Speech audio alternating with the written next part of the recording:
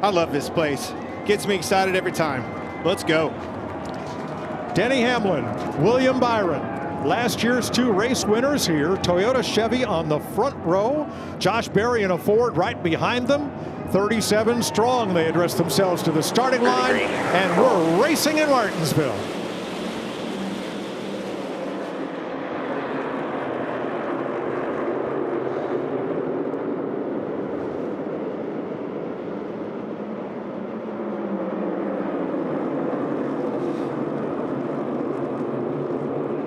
Byron pulls away from Josh Berry, so they'll be single file for the first 4 spots. Cindric on the outside. Yeah, and Denny Hamlin, you heard him talk about wanting to control the pace. The biggest thing that he wants to do is try to take care of those rear tires. As you see Austin Cindric pull down the racetrack right there. You're going to see that all day, guys trying to pull down the racetrack to fill a hole and sometimes block. And sometimes that's when things don't work out and somebody shoves the other guy out of the way. Well, with this, since we've went to the Gen 7 car, in my opinion, you can hold on to that outside a little bit longer on these restarts than you used to. So you still have to get it sorted out, but you might be able to, you see them bottle up on the inside. It's an opportunity if you can get it on that outside line. Whoa, Hocevar thinking about the inside. But I can not stress this enough. Putting Denny Hamlin on the pole of this race and allowing him to be able to control the pace in this is exactly what he wants, and nobody does it better than Denny. And we saw something yesterday in the O'Reilly race that I'd not seen at Martinsville, which was cars going 3 wide around here lap after lap. Track's wide enough to do that. It's not always clean enough to do that, but they were making use of every available inch. Well, it's definitely clean enough this weekend. We've had the modifieds here. We've had the Cup cars here, the O'Reilly cars. So, you know, this racetrack has been run on. Haven't had any rain since we got the modified race in. So it's definitely cleaned up and had some rubber all over it.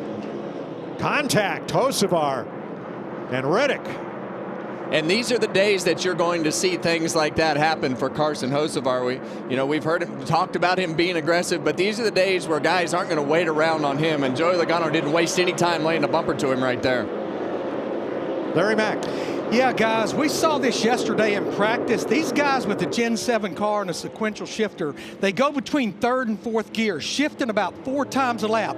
We're only 6 laps in. Denny Hamlin stopped shifting about 2 or 3 laps ago. He is keeping it in 4th gear compared to Josh Berry and William Byron.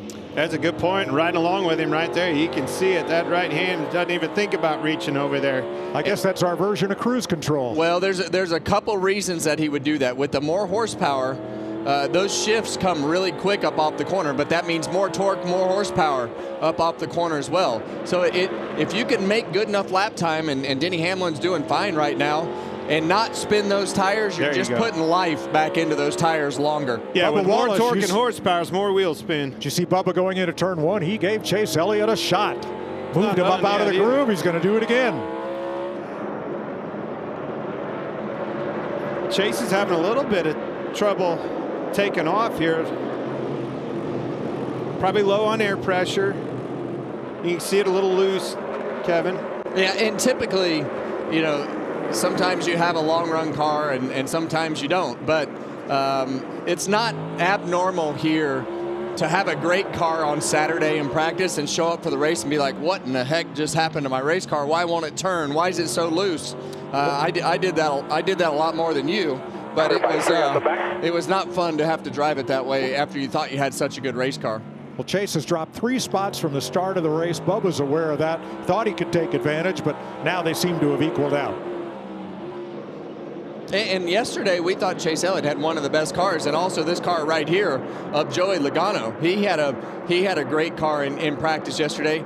13 straight top 10s here at Martinsville. So obviously a racetrack that he does very well at. But they needed to fix and get some things going in the right direction this week. They got lapped 3 times at Darlington last week, and saying Joey Logano got lapped 3 times at a racetrack anywhere on the schedule is something that I wouldn't have ever imagined saying, but it can happen. I've had it happen in these Gen 7 cars. You miss it by that much at a place like Darlington, and it will make for a long day. And last week he had that long day. Ryan Blaney moving up. Blaney started 12th. Here he is in 9th place. And Blaney's just been one of those cars that have been so good on the long runs here at Martinsville, and we expect that trend to continue today. He has a little bit different method than everybody else. He likes to ride that curb and rip that curb right next to it every single lap. A lot of guys will drive in, diamond up the racetrack. You see Reddick's down on the curb, and that'll change as the day goes, as the rubber gets down on the racetrack and you have to start moving around. Everybody has a different driving style, and his natural ability, I think he can drive a car a little bit freer than a competition. That enables him to stay turning longer and drive up through the field like we see him do, whether we're at Martinsville or Darlington or Vegas. He can drive a freer race car than most, and that keeps that center rotation speed fast. Well, so far he's advancing. It does every week. No surprise. Oh, I see what you're saying. So is his sponsor. Oh. Play on words. But see right there, right on the curb, each and every lap, he wraps that curb very well all the way around the corner. See how close he is to it? Everybody else kind of diamonds way up. That's a free race car. When I'm free around this place, that's where I'm married to. Looking to the inside. Blaney setting records the last couple of weeks for numbers of cars passed, and the reason he had to set those records were because of continued problems on pit road. The same crew comes here to service the 12 this week as was working on it last week. They're going to have to be better if he's going to win races. Well, he won't win this race if he has to go to the back. So if he has the same trouble that he did at Vegas and Darlington, he has no chance today. 19 laps complete. Denny Hamlin has led them all from the pole in Martinsville.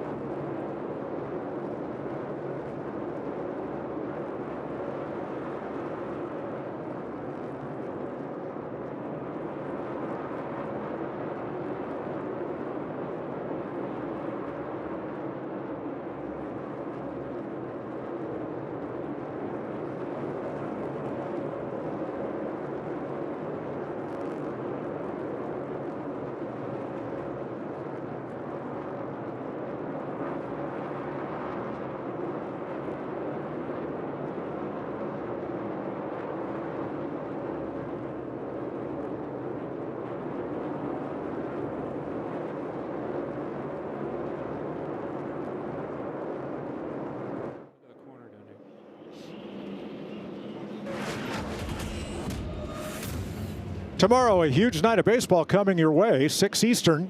Catch Ellie De La Cruz and the Reds versus the Pirates. Then at 9:30, the Giants against the Padres, all on FS1. Here in Martinsville, 28 laps complete. Hamlin, Byron, Berry, Cindric has been the running order. Cindric from 6th up to 4th. Ty Gibbs rounds the top 5. Earlier, we were allowed to sit in on Denny Hamlin's team meeting.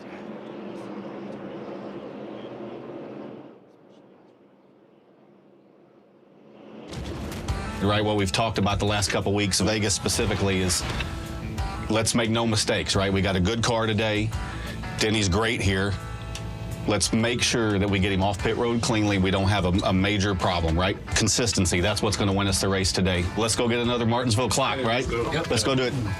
Let's go, boys. TikTok on 3. 1, 2, 3. TikTok! Tick-tock. Grandfather clock. And there was a big issue there at Martinsville Speedway this year because this tradition started in 1964 with the grandfather clock. Fred Lorenzen got the first one, and they were made right down the street 2 miles from here at Ridgeway Clock Company. Up until this year, when Howard Miller, the parent company of Ridgewood, said they are ceasing operations. What would happen to one of NASCAR's most beloved traditions? The Hermel Clock Company of Amherst County, Virginia stepped up. Turns out the CEO of Hermel was a classmate of track president Clay Campbell back in school, and they are the new provider of the grandfather clock. So we still got clocks? Yes. Yes. Hey, Kevin, look at the rubber on that racetrack. Didn't take long, 34 laps in, already seeing some rubber, and I'm watching these cars. They're trying to navigate around that already pretty early, huh? Well, it definitely becomes an issue as you see the dark spots. Those dark spots will actually start to cake up. And when they cake up, you can get that right front tire hung in that rubber, and it'll start to push the cars. We see John Hunter up the racetrack right there. What I'm seeing is a battle. We knew that was going to happen. The heat is on. Watch those guys in front of Denny Hamlin. Yeah, big battle back there. Nobody wants to get taken off the lead lap during the first and shortest stage of the race. That's Austin Hill just in front of Denny Hamlin. He moves up to the high side. I guess that's where you would want the lap cars to go, right? Well, that's what you want them to go, but what you don't want is that 24 in his rearview mirror to run you down, and this is the opportunity that he's looking for. Who can get through lap traffic the best will be the man today. Yeah, and that's when you find out who has the best car and who has a versatile car. That's right. A versatile car in traffic is going to be a lot better than a car that's fast, that catches the back of the pack and can't do anything. So right now, we're seeing the 24 car run in on the back of Denny Hamlin, and usually for the second place car, it's a lot easier to pass those guys once the leader goes by because they're doing everything they can to stay on the lead lap. Just make sure you're with him and fill that hole. 14th place on the bottom of the screen. Chris Buescher moving up. Jamie? Yeah, just to update Christopher Bell.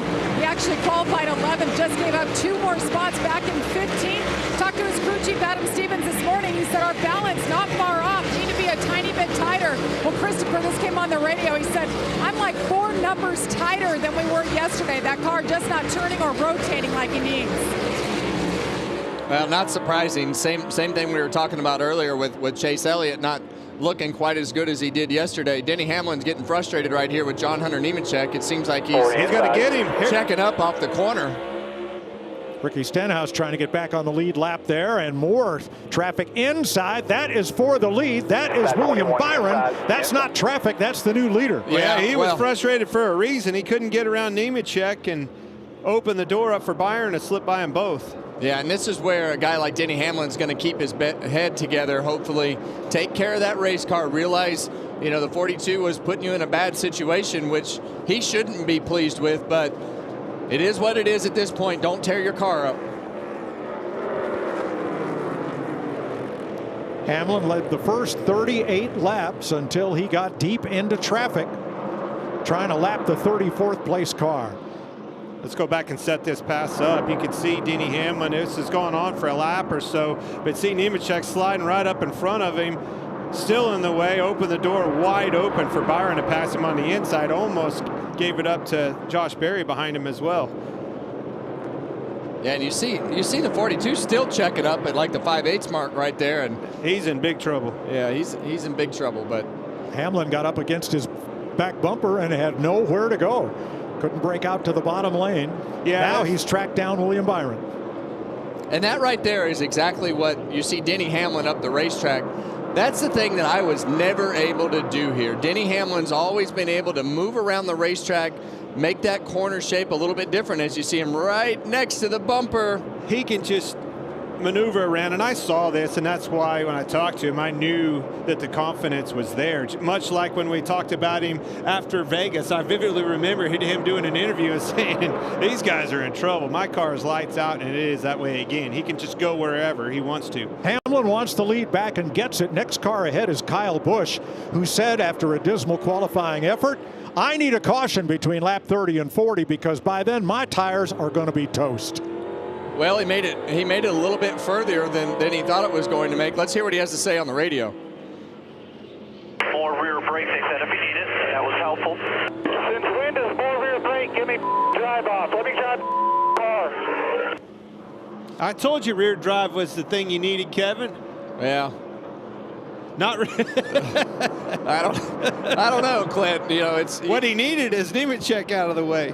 Yeah, it's I think that the 8 car in a tough situation. Kyle's frustrated. The cars aren't running good, and unfortunately, it sounds like there's already tension. We have a new crew chief with Jim Pullman there on that car, so it's pretty early in the year to have that frustrating conversation already. Well, and it's not just him. I mean, we unfortunately noted that. I think their best car is 27th right now.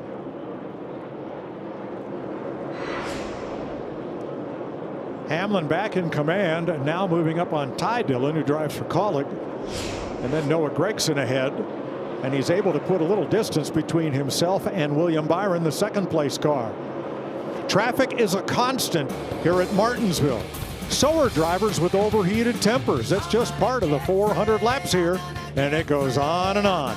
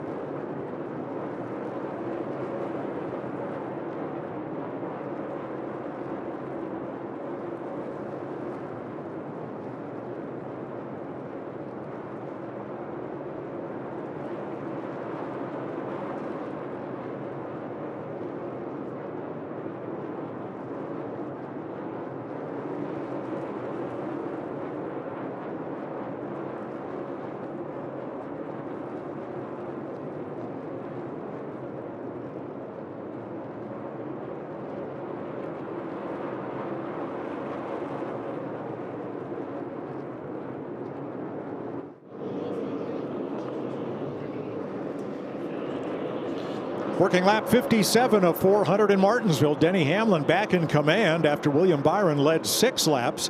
Caught Hamlin and passed him in traffic. Hamlin returned the favor. A couple more cars ahead as he works to the inside of Todd Gilliland, who under penalty lost his pit selection for that car not going through inspection the first or second time.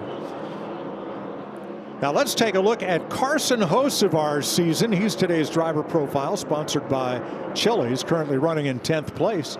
2 top 5s, 13th in the points, average finish 16.5, all personal bests for him at this stage of the season. Biggest mover in this race is Ryan Preece. He's up 6 spots from 17th where he started. Regan. Well, Mike, this is something that crew chief Derek Finley talked about with me this morning with that 60 car. Disappointed with the qualifying effort yesterday. Hit the rev chip and ruined both laps for him. But he said, we are going to lean on Ryan's ability to manage rear tires today, especially early on, so that late in the runs we can be good. And that's evidence so far. That 60 car looking really good. Ryan quiet on the radio. Well, Kevin, 60 laps in, that's pretty much the extent of what we saw these drivers, these teams doing in practice yesterday, starting to separate the men from the boys here on the rear grip issues. Yeah, and what happens when that rear grip goes away? Usually it starts skating around on the entry. So as we've got 20 to go in this stage, not abnormal for this stage to run caution free. So a lot of cars, like we saw with John Hunter Nemechek, get themselves in a box and get a lap down early because they're so far off. That being said, what I'm starting to see is these Fords are showing up. They're marching to the front. If they're taking places, I sense a little bit of the Hendrick struggles again. There's some of these Hendrick cars slipping back a little bit. Chase Elliott's one of them. Larry Mack? Yeah, just to follow up on what Regan Smith was talking about, the 60 car, Ryan Preece trying to take care of those rear tires. Like Denny Hamlin, he is not shifting. He is staying in 4th. William Byron in that 24 car running 2nd continues to shift between 3rd and 4th. 18 to go in the stage.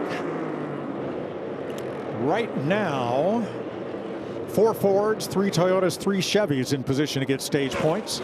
Down to Hocevar.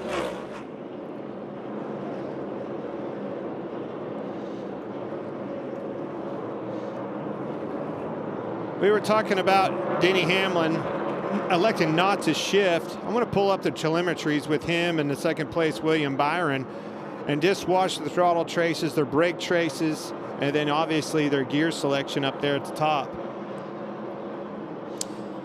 Yeah, and typically when you have 2 different situations like you do with shifting and not shifting, as you see William Byron downshift into 3rd gear right there. And a lot of times, if your car's not turning good enough through the center of the corner, you can't run like Denny Hamlin is running. You have to downshift that car in order to make the car rotate through the center of the corner. But when it's doing what Denny Hamlin's car will do and you don't have to make that downshift, when you downshift, it also loads everything up and also makes that car want to get loose in the corner. So really it's hard on the entry of the corner on the right rear tire. It can be hard on the exit. Then doing what the way that Denny is doing things right now, leaving the car in 4th gear. The other thing that I'm watching Denny Hamlin, I was listening along there, you can hear his forward bite. When he goes to the gas, he's got the car rotated. Obviously, he's in traffic right here. But look, when the 5/8 mark, I always explain it at this racetrack, so important. And that car has to answer the call. When you lean on it that last little bit with the wheel, it has to turn left because you need the forward, straightforward drive. If you leave and exit the corner with wheel in it, it breaks those rear tires loose and only gets worse. When he turns that car and gets it pointed, boy, does it turn. Hamlin passing Austin Dillon leaves us just 25 cars on the lead lap after 68 laps. Look at that. Just turns right underneath of him. Throttle down. And that's what makes the good cars here, that are able to rotate and stay low off the corner. Because if you can't stay low and straight off the corner, then you've got a little bit of wheel into it, and it's either going to shove the front or it's going to snap the back and spin those tires on the exit. And it tells me, obviously we know Denny Hamlin's good at saving tires and things like that and managing that, but if you watch behind him, William Byron is already having a dime in the corner a little bit. That tells me it's not turning quite as good as Denny Hamlin's car, your leader. Well, we heard his teammate Chase Briscoe not very confident in his car, and now you see him right there. You see how squirrely that 19 is getting into the corner, and Denny Hamlin just under control and doing everything that he needs to do. But what a tale of two different stories from the same shop there. And Chase Briscoe's had more top 10s here than any other track. But 3 of the 4 Joe Gibbs Toyotas running well, with Hamlin in the lead, Ty Gibbs in 5th, and Christopher Bell 15th. Yeah, since they unloaded Briscoe, he just hasn't been what we've been accustomed to seeing out of that car, and it's especially Gibbs this year in 2026. Hard to believe that car's going a lap down. Yeah, and you see Ty Gibbs, he's going to take this spot from Austin Cindric, able to get that car rotated through the center of the corner. Good drive up off the exit of the corner. 4 straight top 10s, and has been in a really good spot to start this season in that 54 car in Ty Gibbs. Regan? Well, just behind Ty Gibbs, Austin Cindric, who just got past and moved back to the 5th spot, having another very good day. Kevin, last week, of course, shook the bad luck he's fought all year long into a top 5 finish at Darlington. This week, the car has been very good again. This is what momentum can do for a team. He's doing exactly what they wanted to do, score stage points and be consistent all day long. Right now, the car turning better than it did yesterday in practice. 6 to go in the stage. Carson Hocevar holding on to that 10th and final point-paying position in stage 1, the shortest stage of this race. There's a lot of these cars starting to slip around a lot. Look like they're hurting for rear grip. Once that right rear tire dies, Clint, it just becomes, you have no choice but to slow down. It will not turn in the corner. It will not turn the middle of the corner. You can't touch the throttle. And you can't get out of the way here either. You can't get out of the way, so you just have to go whatever speed it will go, and it's really slow in that scenario when the right rear tire shuts off. Hocevar trying for 9th there on Tyler Reddick. 4 to go in the stage.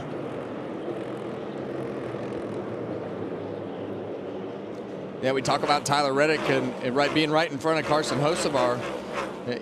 Look, the short track piece of it has to get better for this 45. I think when you look right now running P9, I feel like Tyler Reddick and I had the same experience here at Martinsville, and running P9 actually be a pretty good day for that 45 car. I want to give some praise. Shake it. Ryan Preece up 7 spots now with the Preece machine. He is rolling both RFK cars. His teammate Brad Keselowski the same way. Caution, guys. Caution with 3 to go in the stage. And nobody is around, so we'll await word from NASCAR as to the cause. But this will put an end to stage 1. Oh. I think it was back there racing hard. You see the leader, Denny Hamlin. Now watch this chain reaction. See Nemechek up here in the 42. 7 gets into him. 42 gets into the 51. Around he goes. Boom, boom, boom, boom. That's what happens. That's what happens when that leader is in the mirror, and you start to get yourself in a situation where you're close to the end of the stage. See Denny take a quick action right there, and all those guys in front of him stack up, and 51 car spits out the other side. From the Bob's Discount Furniture cam. Shows you just how close things can change in a hurry, though. That was your leader right in front of him. Everybody trying hard to stay on the lead lap. With that spin, Cody Ware goes 2 laps down. I feel like you can overcome a lap down pretty easy. You go 2 and 3 laps down against this competition today's day and age, you're in big time trouble. It's over. That was Nemechek almost went 2 laps down.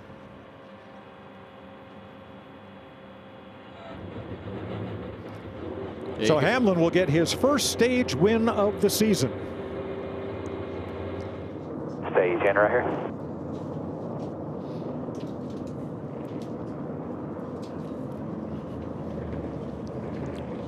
And Preece will get that 10th and final spot, 1 stage point. Denny Hamlin leads 74 of 80 laps in stage 1.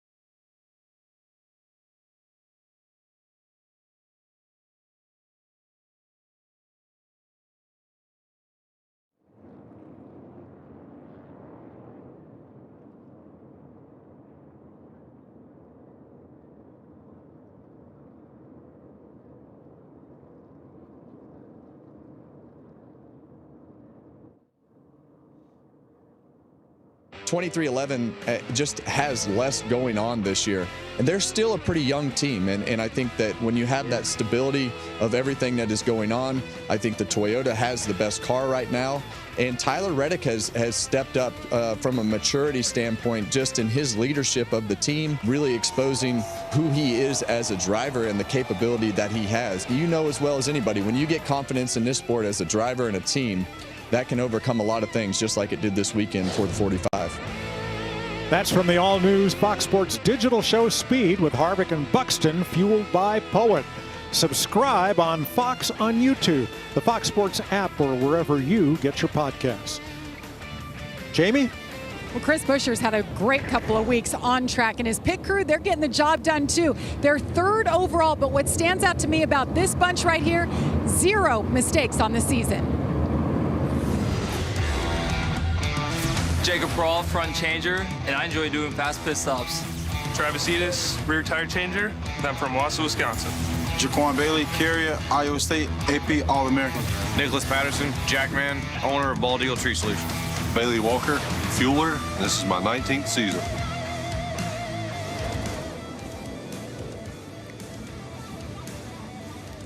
Pit crew rankings coming up here as we enter Martinsville. Top by Christopher Bell. And man, they've been on 8 seconds. Yep. Pretty wild. Chase Elliott. And then the 17 crew that you just met. Well, I talked about the rubber getting built up on that racetrack. Check this out, guys. Look at that, Kevin. Wow. That is a lot of rubber buildup being thrown under the fender well of the 11 car. That's pretty amazing. That's a lot. Yeah, it just shreds that left front tire, and it all builds up on the top of that splitter behind the nose right there. And also, the leader cleans the track for everybody. So he's picking stuff up as he's going around too. The little marbles that are left there by just about everybody. Pits are open. All right. Get them on quick, guys. No mistakes. Denny Hamlin with his 9th stage win at Martinsville, most of all drivers. Justin Allgaier gets the free pass. Here they come, Jamie. Chris Buescher comes in from 13th place, talked about his pit crew, met them. Now they'll go to work. The pressure is on. Little too free end of the run, but he fired off good. Pretty happy with the 17 as he comes around and into his box. Meanwhile, the 24 of William Byron, pretty happy with it, but in 4th gear could not get it to rotate like the 11, and Denny Hamlin lost his tires, end of the run. Regan. Josh Berry in the 21 car started a little bit free. When he stopped shifting, the car got too tight, lost the rears at the end, and the 11 of your leader, Denny Hamlin, didn't need too much. He was just a little bit too loose into the corners the last 15 laps. Smooth sailing. That winding pit road with about 10 or 12 teams pitting around the curve of turns 1 and 2. Here's a look at the race-off pit road. Denny Hamlin from the pole, your stage 1 winner.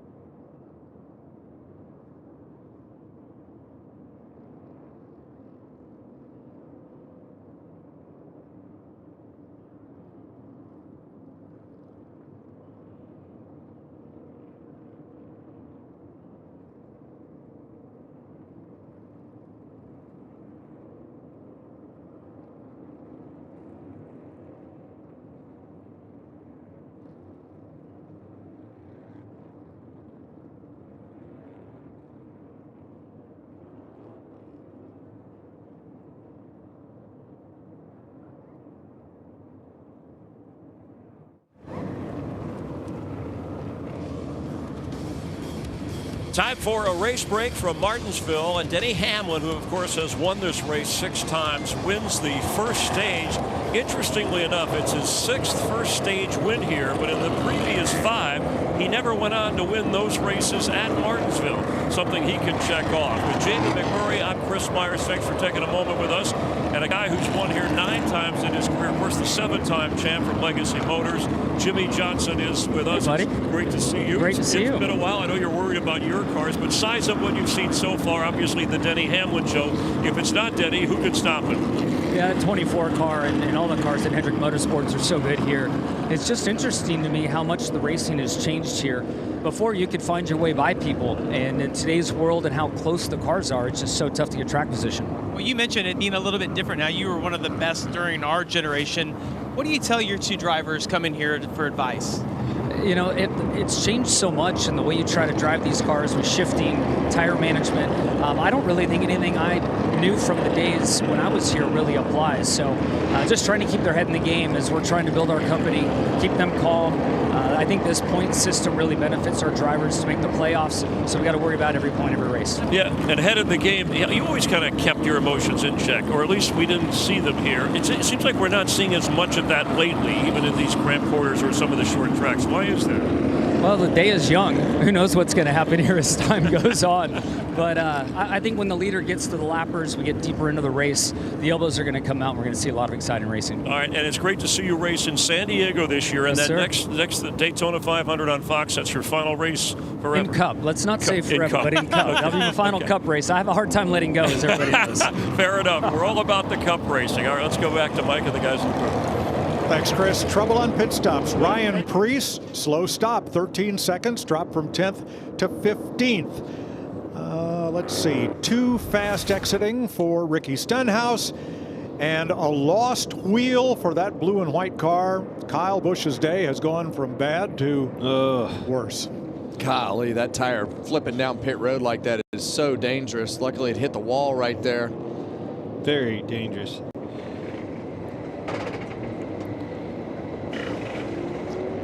Well, that's why we have those rules too, right? I mean, bounced off the wall, rolled back out, and got punted. That's why it's so important to try to hold these guys accountable with rules and things like that, and those tires getting away. Yeah, and he never even tried to check up. I mean, he had to see it. He just said, my day's not going very good. Don't really care about that tire. I'm going to go ahead and floor it and knock it out of the way, and it is what it is.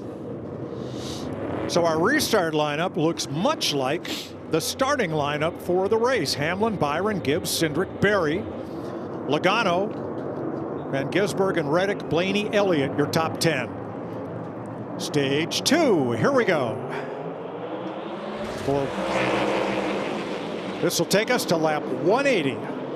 Well, it looks just like the start of the race, Mike. Same 2 guys on the front row, kept themselves in that track position throughout those first 80 laps of stage 1. Byron's holding a little stronger on that outside, though, Kevin. Keep an eye on it.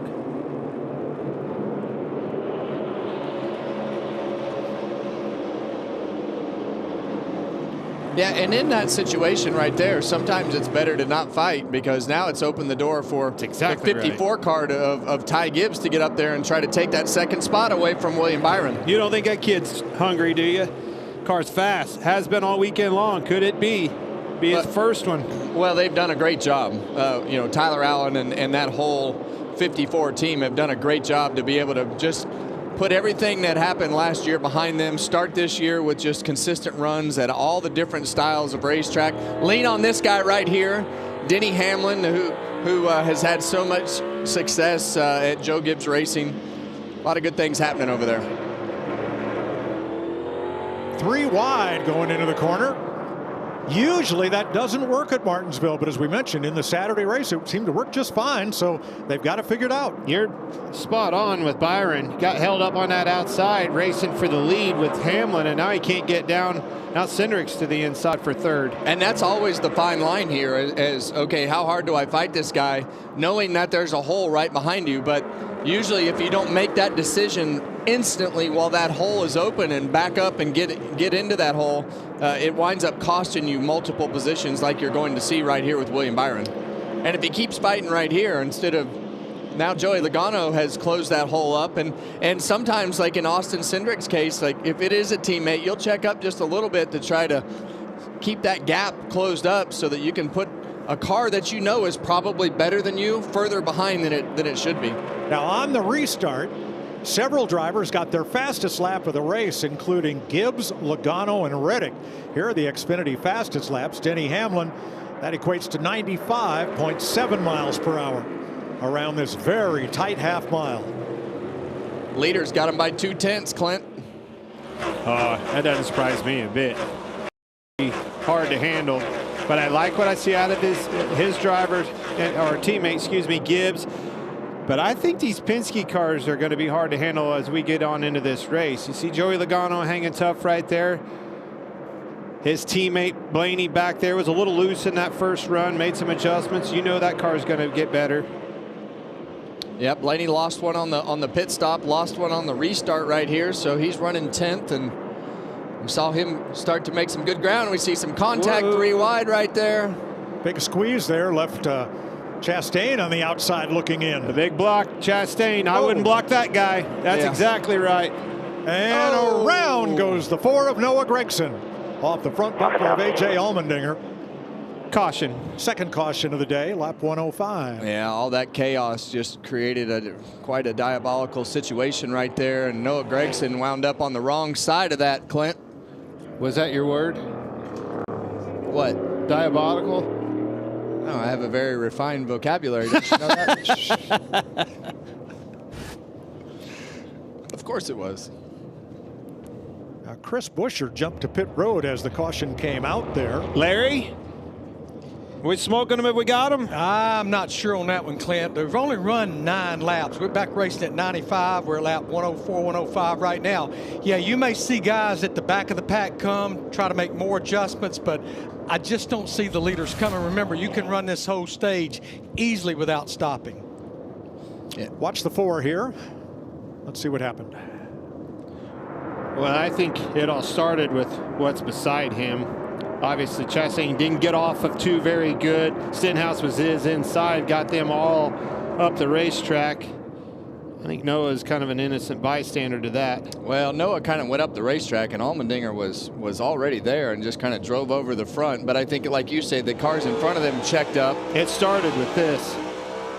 See Chastain way to the left for a big block, kind of put him. See, they come up the racetrack. He tried to check up and give him room and got run over from behind. Yeah, I don't think that wasn't his doing. Yeah, there wasn't anything intentional right there. Just a lot of things happening.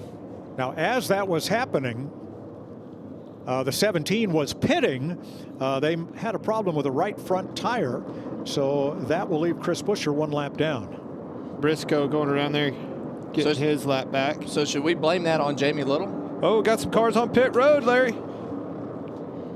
Guys at the back need adjustments. Kyle Larson leads them in, along with Zane Smith, Brad Keselowski, Eric Jones, Michael McDowell, and Daniel Suarez pitting.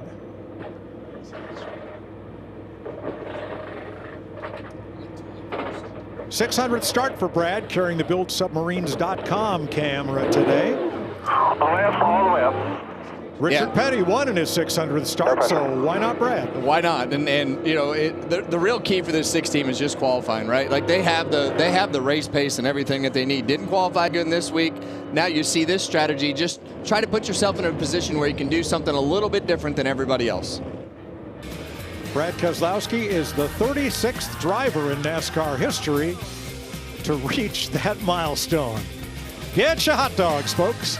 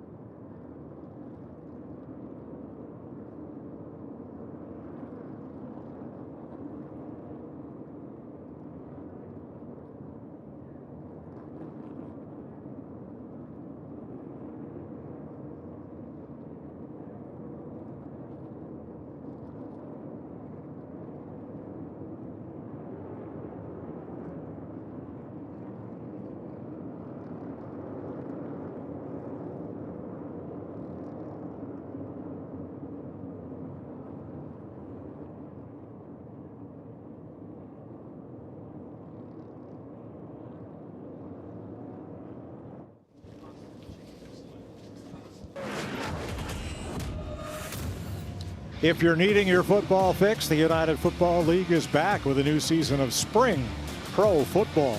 Week 2 kicks off with the champion DC Defenders facing the Columbus Aviators. Fox UFL Friday, 8 p.m. Eastern. 110 laps complete, second caution of the day for Noah Gregson's spin off the front bumper of A.J. Allmendinger after there was a dust up right in front of them. A number of cars from 16th on back made pit stops, led by Kyle Larson and Zane Smith and Brad Keselowski. So we will restart with 23 cars on the lead lap, including Chase Briscoe, the free pass car. Everybody else 1 lap down. Cody Ware down 2. Well, you see the front row right there of Denny Hamlin and Ty Gibbs work out the teammate restart. That gives Ty the bottom of the racetrack. 11 will blend in right in front of him. Good to do early in these races when everybody's just trying to put themselves in a position. But see those 2 Penske cars right behind them, Clint. We talked about how good they've been on the long run. And Tyler Reddick hanging in there. He's doing a lot better job. Yeah. Momentum, baby. William Byron will restart 5th after leading 6 laps earlier, and we're back to green.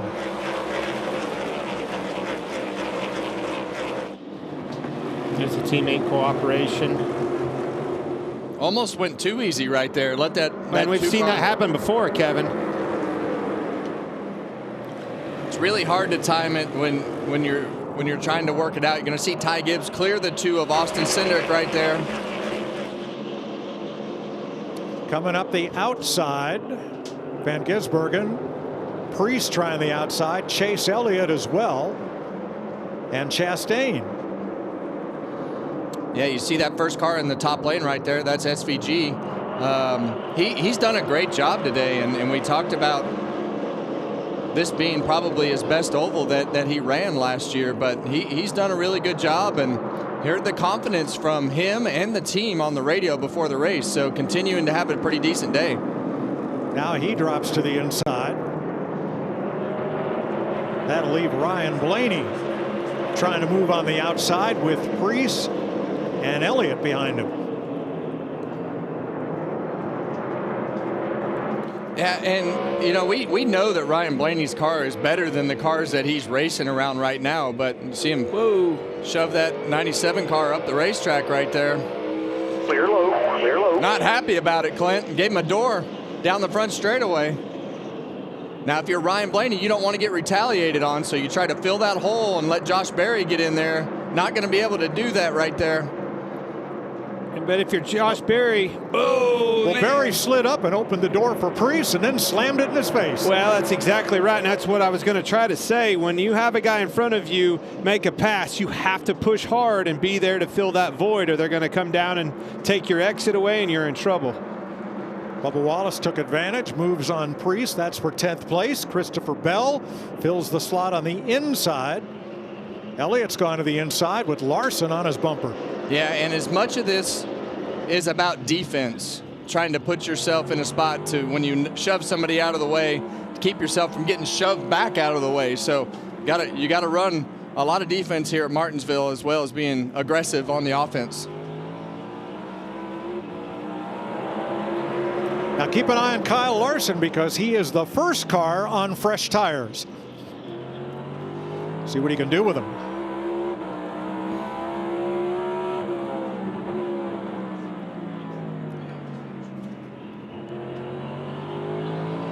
You can see him drive right to the bumper of any car in front of him. There's definitely some juice there, looking to the inside of his teammate. Well, and think about this, Clint. I mean, if this thing runs all the way to the end of this stage, I mean, that's a long haul on one set of tires. I know they didn't run many laps and ran a bunch of caution laps, but to be able to fire off on those sticker tires and be able to have that initial cycle on the tires with the air pressure building up is usually better than refiring on a set of used tires. I agree with that, but I like the decision by Cliff Daniels there. My car wasn't quite good enough, so it gives you a chance to make another adjustment and not, at the sacrifice of some good track position. We were kind of right there on the back side of that anyway. Let's put tires on and see what we can do the rest of the run. Regan? Well, Clint, just to follow up on what you were just saying there, that first run of the race, Kyle Larson way too on top of the racetrack, just didn't have the grip that he wanted, but those 9 laps that we fired off after the stage break, he actually liked it. That was purely a strategy play. Check with the team. That was strictly to get tires and do something different right there. Up in 6th place, Ryan Blaney moves up. He has passed Tyler Reddick to get into the top half dozen. But as you said at the top of the show, Kevin, you got to come from the back here. That's a much taller order than it was, say, at Darlington or Las Vegas. Yeah, and you know, Kyle, as we watch Kyle Larson here use those fresh tires to get back to the front of the pack. I mean, the thing that we got it from the 12 car, we got to have pit stops all day long, because you are not going to the back unless something like a Larson situation where you have fresh tires that can drive back through them. Guys, last week, not very good. Joey Logano 3 laps down, raced his way 3 laps down. This week, we're running right at the front, and we're laying some nice lap times down. Keep an eye on Joey Logano. Yeah, and right now, the Penske cars, you've got Logano 3rd, Cindric 4th, Blaney 6th. Josh Berry's still up there in that Wood Brothers car in 9th, so pretty good day from these Fords. And in 8th place, Shane Van Gisbergen. This is the most laps that SVG has ever run in the top 10 in a Cup race.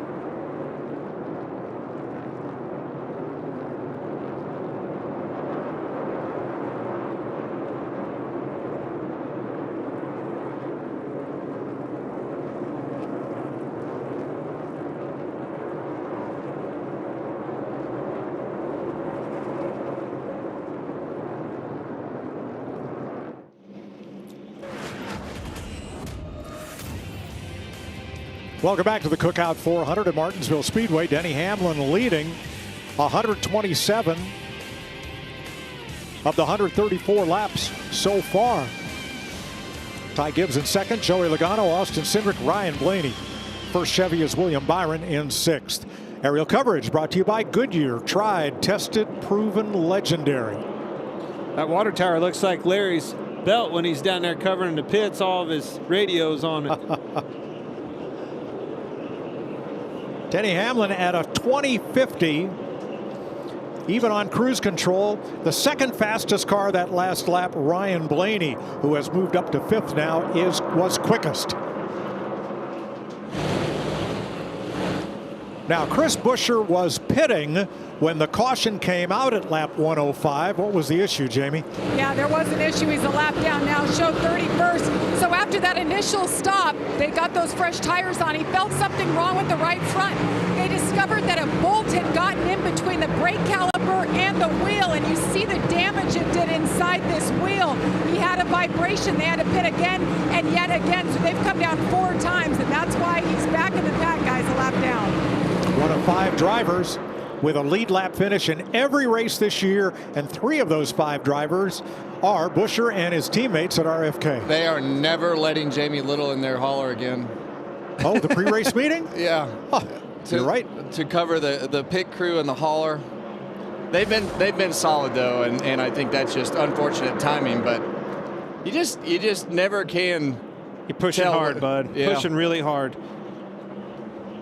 Well, I think this 9 car right here is still pretty good. I know that he's fallen back a little bit to start this race, and we had really high expectations when we started the race because Chase Elliott was so good in practice yesterday. And it looks like they've made a couple of adjustments. Lap times look a lot better right now, but he's got some traffic to work through. Now getting back just ahead of where he restarted, passing Bubba Wallace. We've got Bubba's radio. Try to wrap the curb more. Try to keep the right sides out of the rubber best you can. No, I can't. I'm tight. Copy that. Relay message. Settle in here. Long way to go. There's nothing more frustrating than being told what to do from a bunch of people who have no idea what they're doing. And that is just the era that we live in, right? Mike, because when I you heard look that, at the data and they tell you what they see. That's right. They didn't look at his hands in that wheel in the car, though, cranked all the way left. It's exactly, I knew as soon as he said that, I knew what he was going to say. Watching the Toyota Racing Cam, Bubba Wallace, currently 13th. It's so funny because I tell Keelan, my son, all the time, I said, bud, the thing that you better realize about today's racing world is you have to be able to be critiqued constantly and not get frustrated from it because they're trying to help you. But as a driver, you're frustrated in there and you just don't want to hear it sometimes. Or you could just spend a day on social media where everybody's a critic. Hey, Keelan won yesterday, huh?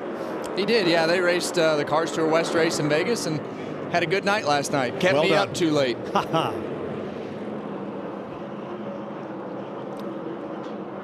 Denny Hamlin's now led 138 laps, putting on a clinic here in Martinsville. Regan?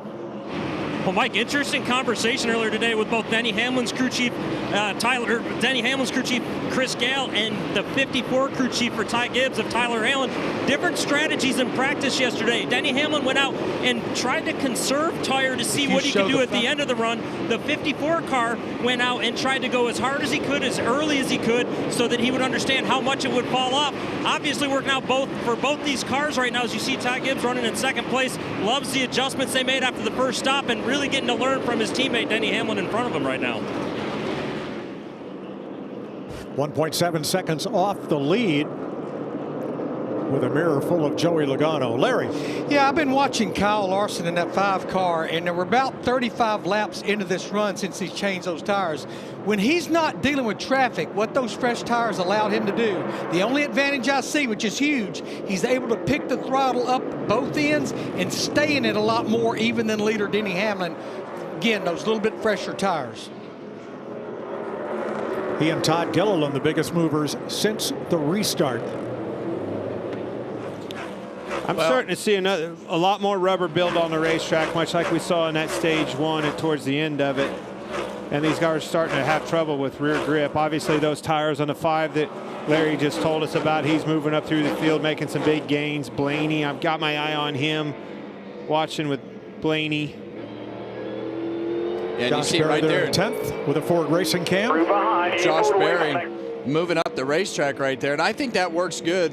Really on either end, I like it more in 3 and 4 because you're going to see that there's a patch like 5/8, 3/4 of the way around, but it allows that car to just grab it right there to be able to get it pointed and get some grip up off the corners. So a lot of things that you can do to move around the racetrack, try to get around that rubber, but you're right, Clint, there is a lot of rubber on the racetrack. Ready to go. Denny Hamlin back in traffic. John Hunter has not been an easy car to pass today. And he gets a little bumper tag there. We used to call it the chrome horn, but, well, those bumpers aren't chromed anymore. Go there. 29 to go in stage 2. Denny Hamlin leading teammate Ty Gibbs. Then the Fords of Logano, Cindric, and Blaney.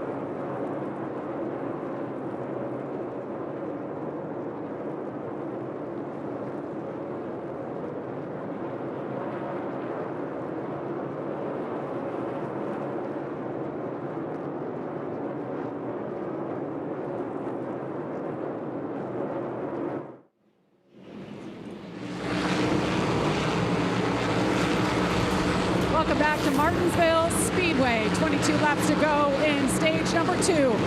This weekend, our NASCAR on Fox family is down one of our teammates. That is Goat. He's been my cameraman for 11 years. He's been part of the racing community for many decades, covering the biggest moments in motorsports. He had a medical issue last week. We're all thinking about him. He will certainly be back, and I know he's watching today, guys. It's just not the same without our man with us down here. Well, Brad Hutton is just one of the, if not the best handheld cameramen in our business. He covers NASCAR. He was on the block with me for 20 years at Barrett-Jackson, carrying that big heavy camera around, painting those cars, showing all the details. He's the best. And Brad, wish you a real quick recovery, minimal sheet time. Hope you're back with us soon. Absolutely. We miss you. 161 laps complete as Denny Hamlin puts A.J. Allmendinger 2 laps down. Boy, he has been taking no prisoners. Clear, all clear.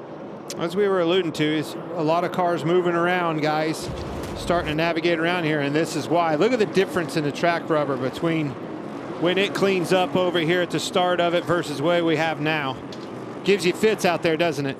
Yeah, well, it depends on what your car is doing, and if you can keep that car in the rubber and low on the racetrack, that's great. But a lot of guys can't turn in the middle of the corner, so they start to make that radius bigger, and they move up the racetrack looking for some cleaner racetrack, a little bigger radius to be able to get that car to roll the center of the corner, not have to rely on the front tires to cut so much on the bottom of the racetrack. So racetracks become pretty wide and gives you a lot of options to be able to move around like that. Well, you can certainly see from that rooftop right there, you see how you can't get under it anymore when you wrap that curb.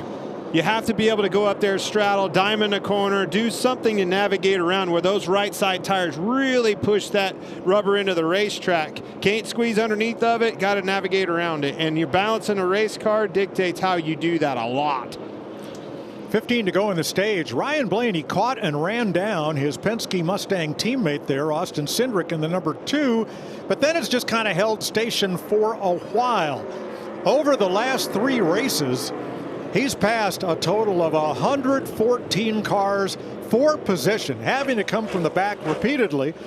And as Kevin said, top of the day, you can't do that from the back here, but from the mid-pack to the front, as tough as it is, you can gain some ground, and he's been just adding to that total here today. Well, they've got really fast race cars, and they continue to bring really fast race cars. Ryan is doing a great job, and it's just those big mistakes on pit road that keep them buried in the pack the last 2 weeks. So saw him lose one spot on pit road on the first pit stop. So the biggest thing today, just don't have a catastrophic failure. That's the biggest thing. I'm perfectly fine losing one spot on pit road based upon how it's gone the last couple of weeks. Now let's just that'd be a blessing. Stop the bleeding. Yeah.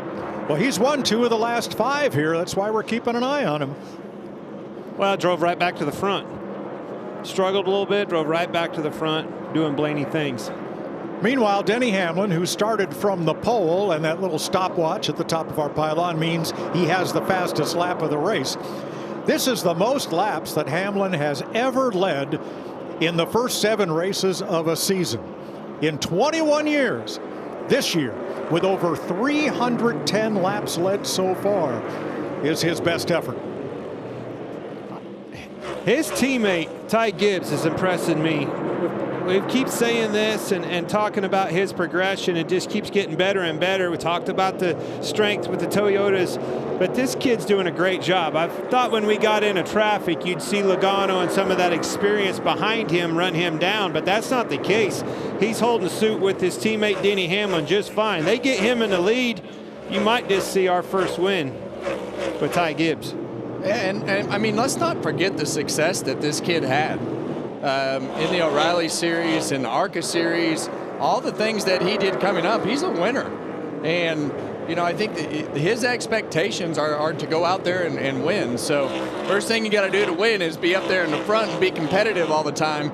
You keep yourself in the top 5 like they have the last several races and have the speed in that car, you're going to win some races. But the thing about the Cup Series, and it falls into the Hall of Fame debate that raged on social media and podcasts this week, is that now he's racing against people with more success and more experience than him, and he's really going to have to develop and up his racecraft compared to when he was racing and winning in the lower series. I love that, and that's exactly what I was trying to say a second ago. Is I think he's done that, Mike. I think he is learning. They've minimized mistakes. We know at this level you can't have a mistake, whether it's a driver, pit crew, or whatever else.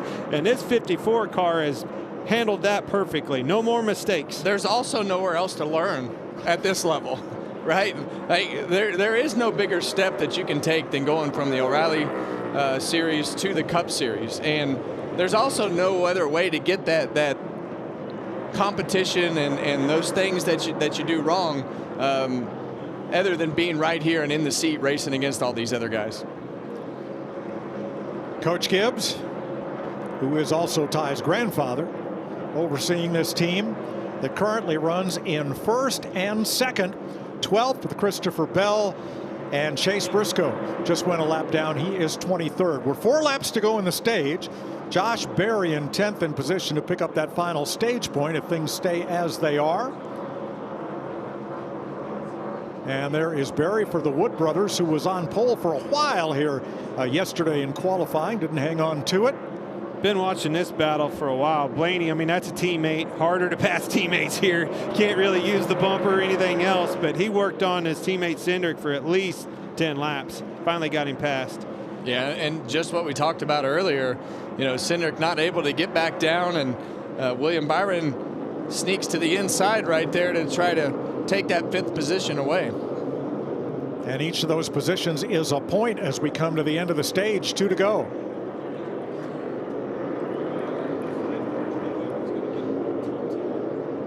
Byron trying to hold tough there, and Kyle Larson has moved up into the points, into the top 10 here as we're coming to 1 to go in stage 2.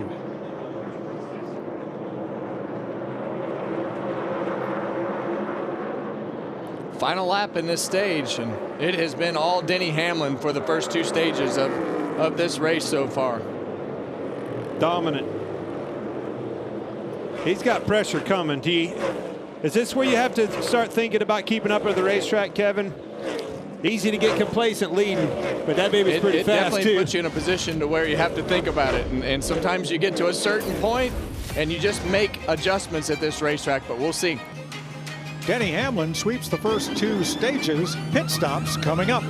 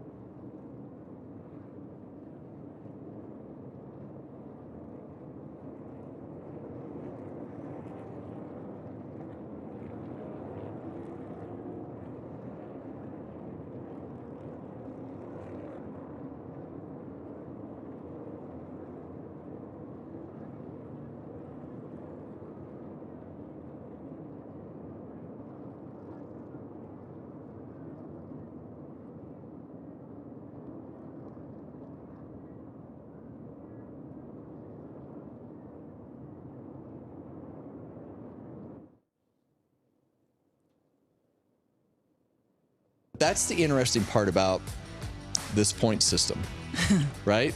You know, you don't get all those mulligans to win and get yourself in. So we see the Chevrolets and the Fords be kind of hit or miss.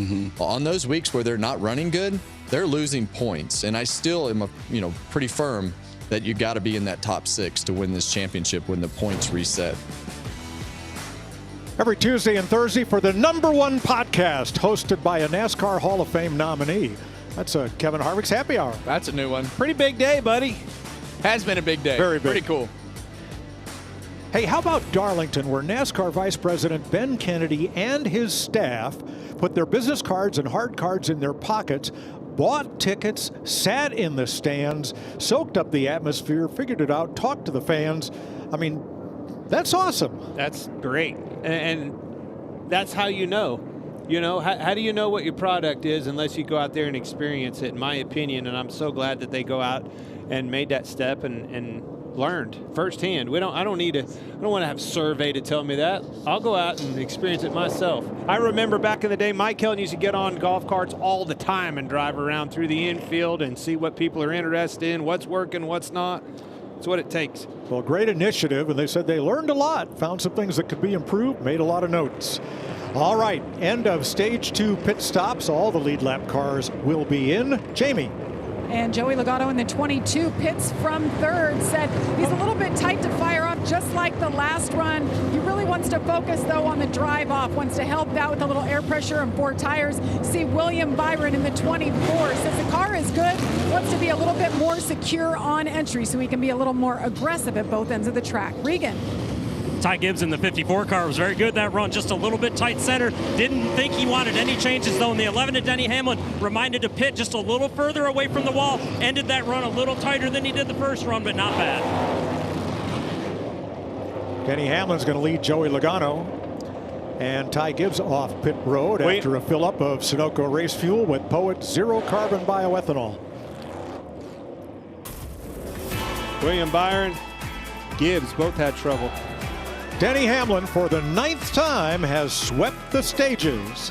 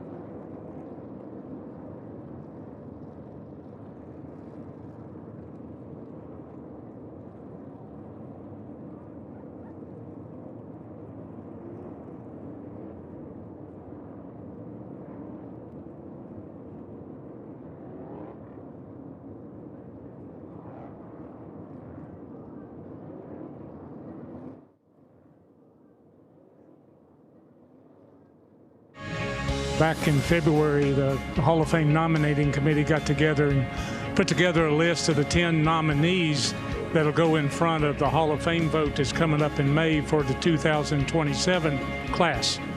And on his first year of eligibility, they let me tell Kevin Harvick face to face. Thank you very much. I'm glad I was around watching your career start and finish. Yeah. Well, thank you. Yeah, that's a lot of fun. Well, from up here, we saw that look of surprise on your face. And did I see a tear? I was struggling all day, honestly. I was crying before we even got started, but no, that's a great moment, and I think that to have Mike Helton deliver that news means a lot to me, because he's been a father figure for so many of us in this sport for so long, been such a key element of what made NASCAR what it is today. But to have him deliver that news and you know, have that Hall of Fame nominee out there is pretty cool. Well, my favorite is that he didn't know what to say. He was speechless. I feel like I get set up on our shows more than anywhere else that I go, for sure. So here's the 10 nominees for this year's class. Well, a hell of a list, Kevin. 2 will be elected, and the vote is 2 days after we end our Fox part of the season at Dover with the All-Star race. All right, today, Denny Hamlin, starting from the pole, has led all but 6 laps. He's put on a clinic. He has, and we knew that when he qualified on the pole, had the first pit box, and knowing the success that he's had at this particular racetrack, that he was going to be hard to beat. Well, he's just got this confidence about him. Everything's smooth sailing around him and Toyota, the teammates. But I'm going to tell you, somebody's going to give him trouble, and I think Roger Penske's going to be a part of that. Okay, I got to sell the Penske organization because they're all fast, but this car right here, ladies and gentlemen, Logano finally in second, going to line up on his outside. Let's see what he's made of. And that's what champions do, right? Like, you have a miserable week last week at Darlington. You get lapped 3 times, and now you come back the next week here at Martinsville and put yourself on the front row to start stage 3. Now, a couple drivers had trouble, Larry, on their pit stops. Yeah, William Byron, you're going to see him come in. There's going to be issues when they get to the left side. They didn't get the left side up, and he couldn't get the left front off. That was a 16-1, goes from 5th to 13th. Ty Gibbs as well, he only lost 1 spot. Someone else that lost several spots, Tyler Reddick, 14-9, went from 7th to 15th. Pit road not good for a lot of them, that stop, Mike. Yeah, and we've seen it so many times this year. Meanwhile, the best pit crew in the sport, and that is Christopher Bell's. They went from 12th to 8th on their stop. Green flag, and Denny Hamlin takes off. Yeah, and if I'm Joey Logano right here, I'm going to do anything I can to put myself somewhere close to the back bumper of that 11. I think if you can get him up out of the groove and look out, try to do something to put yourself in the middle of those Gibbs cars, that's what you got to do. So start of the 3rd stage. I know there's 206 laps left to go, but you can't just let Denny sit out there and control this thing if you have any chance to mix that up. Well, how do you do that? Crowd them, getting into the corner, and then you try to take their exit away. See, he's trying to get in position and take the exit away, but he just can't get established with him quite quick enough. Needs a hurry, though. Make quick time of this. Hurts your tires and your track position because your teammates lurking on the inside on the bottom. Yeah, Blaney and Cindric are right there. Then Kyle Larson, the first of the Chevrolets. Van Gisbergen on the outside, a Berry there. Preece again trying to move up on the outside. I just heard you mention Larson. What a great move by Cliff Daniels to put tires on that car, enabled them to make some track position, make some hay, made an adjustment on their car, and now we're established back up front. Larson came up to 9th at the end of the stage and then picked up 2 spots on pit road. Very in trouble. Careful. Had to lock the brakes up. It's not over yet. 3 wide top, 3 wide top. Yeah, and that's not what you want to hear. Not where you want to be right there with Josh Berry. A little mistake right there, put him in a bad spot. Still impressed with SVG battling himself right there at the tail end of that top 10, but that would be considered a good day, in my opinion, for that 97 car. William Byron just went by, put himself back up into 9th. And for the first time today, all 3 of the full-time Hendrick drivers are in the top 10. Took half the race to get there, but they're in contention. That's very reminiscent of what we've seen. Got a new body, new challenge. We're just not unloading exactly spot on where we need to be. Seems like they struggle throughout the race, but slowly but surely they gain the grip and the things they need. Well, look, they're all up in the points, and as we look at the points right now, where are they, Clint? 4th, 7th, and 9th. So, you know, it's from a point standpoint, you got to be in that top 6 or 7 to have a chance to win this championship when the points reset. So they're guarding themselves by having solid finishes. It's just they're 6th, 8th, and 9th right now, and that's their expectations are 1st, 2nd, 3rd, and 4th. I'm fine with it this early in the season. We know why. The why is the new body and some growing pains, trying to figure this sim out and everything else. But I like what you said there, and I think you're right. The good news is we're not bad. Yeah. Right? And the better news is we can get better. We know we can. These Look two at this. love running into Bell. each other. Christopher Bell and Kyle Larson, they are full contact every time they're around each other. Chase Elliott's going to go ahead, guys. Open the door up for me. He's going to let him back in, though. I think Bell kind of employed the 3-tap rule. 1 to let you know I'm there, 2 to let you know I need by, and 3, I'm coming through. Well, he definitely came on through right there. Well, there's 1. Got him up the track. Larson There's tried 2, to crowd 3. him. And Bell was like, not today. Or at least not now, maybe later. We have to fight hard at this racetrack for positions. And you see right here, racing hard as well. You try to crowd them and take their exit, or crowd them getting into the corner to where they can't, lean on it and move you up the racetrack, and then take their exit away where it makes them loose, where they don't have the real estate and you can get by them around the outside. Justin Allgaier in the 48 again this week, as he will be at Bristol, as Alex Bowman continues to recover from vertigo symptoms. Brad Keselowski muscles his way by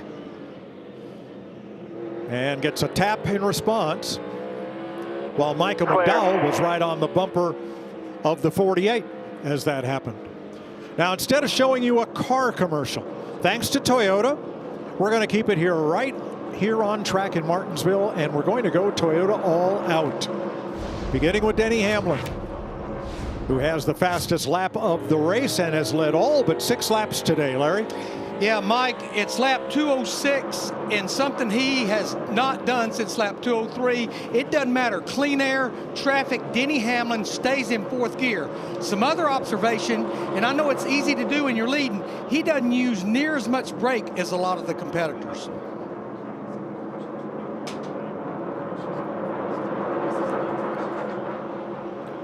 Ty Gibbs in second.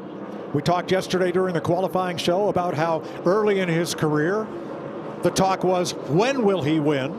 And last year it kind of devolved into, will he win in the Cup Series? And now I think we're back on the win side. I think we're back on the win side. I think so. And today's another example of that, running the top 2 or 3 pretty much the whole time that they've been here. You saw that little mistake on pit road. It cost them 1 spot, and that's what you want. When you have a mistake, have it cost you 1 spot, not 15, or detrimental to ruining your whole day. So which is exactly what the case was. So they've just really grown up as a race team. Christopher Bell running in 6th. Started 11th. And a winner here in the fall of 2022.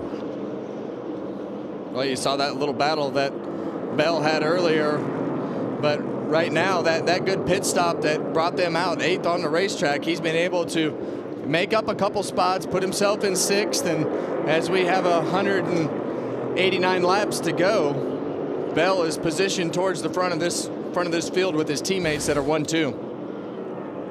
Now, Bubba Wallace was really aggressive early in the race. He started back in 15th position, restarted 11th for stage 3, and is currently running in 11th. Yeah, we heard his frustration on the radio earlier about the guys trying to tell him what he needed to do different, but hasn't resulted in a terrible day, not a great day. But right now he sits 11th, so got a little bit of work to do. Well, let's go back to his teammate Tyler Reddick. Started 8th, falling back, guys, going the wrong way. We've noted his struggles on the short tracks. We know the emphasis is here, his focus. He wants to be better on short tracks. Still have work to do with a 45 car. Not going the right way. And that was Toyota all out with 215 laps complete. 185 to go. Larry Mack? Yeah, going back to Tyler Reddick, we talked about his pit stop where he basically lost a lot of ground, went from 7th to 15th. Air hoses got all tangled up on the left side. Thanks, Larry. Well, we've talked a lot about pit road the last couple of years and just what you can lose there, but it's just become so competitive. And the smallest mistakes and as fast as these guys are going on pit road, getting that hose stuck, having a tire get away from me, it all happens so fast. But today for Tyler Reddick, put him back there in the pack a little bit. Now, A.J. Allmendinger 2 laps back, you saw there, trying to battle Kyle Busch. Kyle Busch is in the free pass position if we get a caution. Here are the Penske cars, nose to tail. 4th, 3rd, 4th now, and 5th.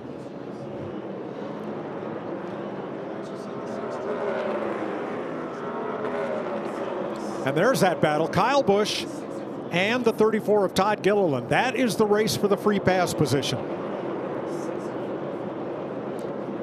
A nice recovery for Kyle, who ended up at the back of the cars 1 lap down after a tire rolled away.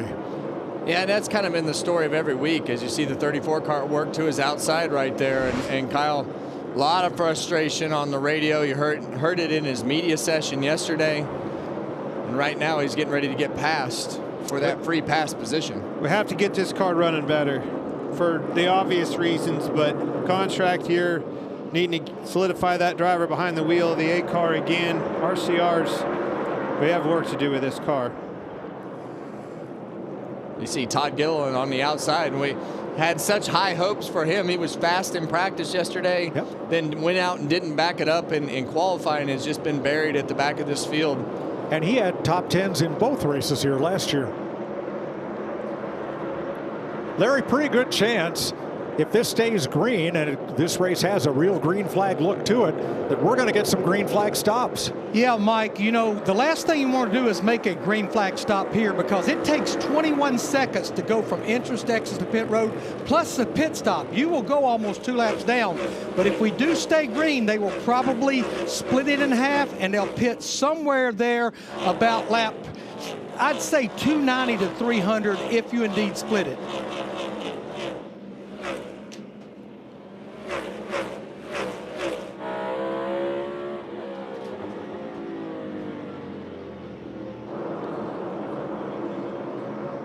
Denny Hamlin's just been nothing short of perfect today and this weekend. Qualified on the pole again, led and won both stages again, and has led all but 6 laps. Yeah, and the thing about it is he has the track position, and you see the guys right behind him that are trying to figure out what in the heck do I need to do to make up that half a tenth to a tenth on Denny Hamlin to keep that gap shortened. Well, after break, I told you Logano, keep an eye on him. I was wrong. It's his teammate, Blaney. He's coming, guys. Car is really fast. I'm watching the telemetry here and watching Blaney. He's rolling the middle of the corner faster. He's in the middle of the corner a lot faster than the second place car at Gibbs.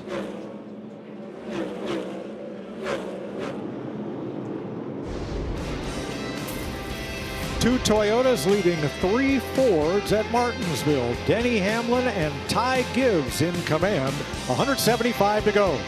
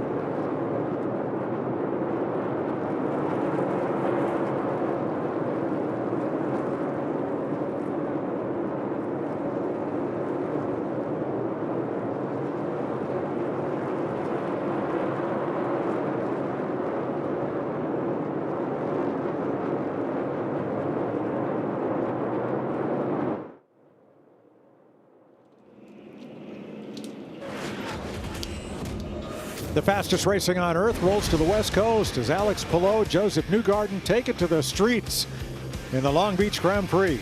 The road to the Indy 500 continues April 19th only on Fox.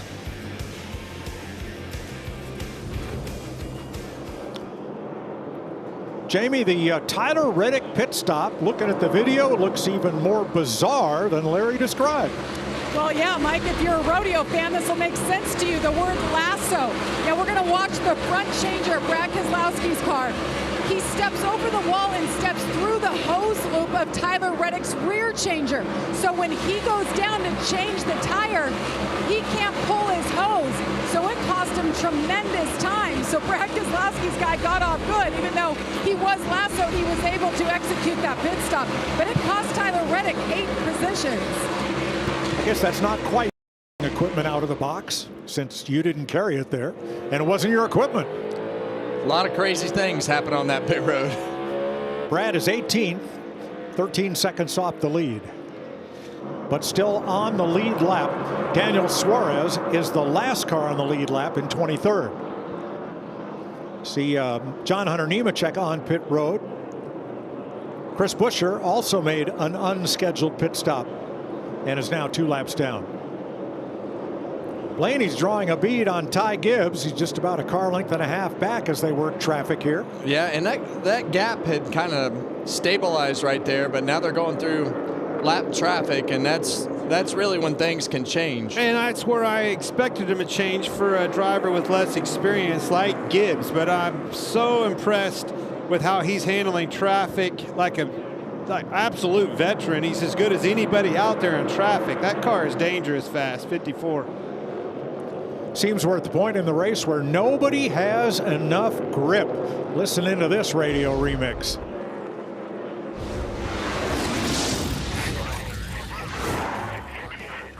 What's the problem? I guess too loose. Started out tight, now it's exactly what it was in practice, just no right rear. I don't have any rear grip, and then there's times where I pick up tight too, but mainly rear grip is the issue. Any speed, or I just shatter the rear tires, just rear grip.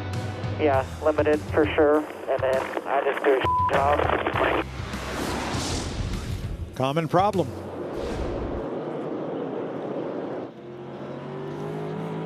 Watching 11th place here, Bubba Wallace and Ryan Preece. About 10 seconds back of the leader.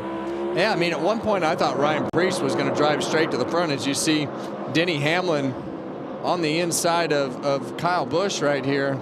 That's going to put Busch 2 laps down and leave Todd Gilliland as the only driver 1 lap down and in the free pass position.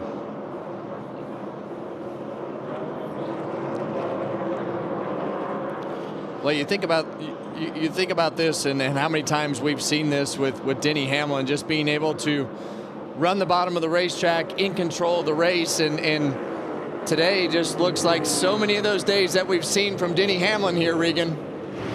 Well, Kevin, that's right. And this is probably not the update that the competition wants right now. Of course, that last run, Denny's car got just a little bit too tight towards the end of the run. He didn't love that part of it. They were trying to specifically free up the end of the run, and the update from Denny to crew chief Cascale just a moment ago, we fixed the part of the run I want to. It's turning just a little bit better right now. Wow. Bad luck's the only thing that can outrun that car today. A lot of people thought last year would be Denny Hamlin's year. He came into the championship race and dominated it, only to lose the title after the last caution flag. Well, now with this new point system where every race matters and there's no more win and you're in, despite Tyler Reddick's great start to the season, winning 4 out of 6, could this well be Denny Hamlin's year? Well, I think any of them could be Denny Hamlin's year because of his experience. I think with the crew chief change, you know, going into last year, we all had a lot of questions about where that would land. I'm not so sure that they're not better than they were before that.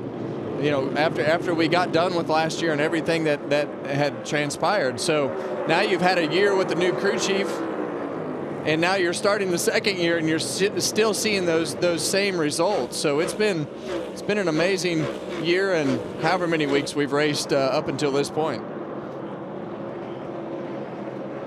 William Byron, Chase Elliott for 8th place with 153 laps to go. And there will be at least one more pit stop during the 400 laps here at Martinsville.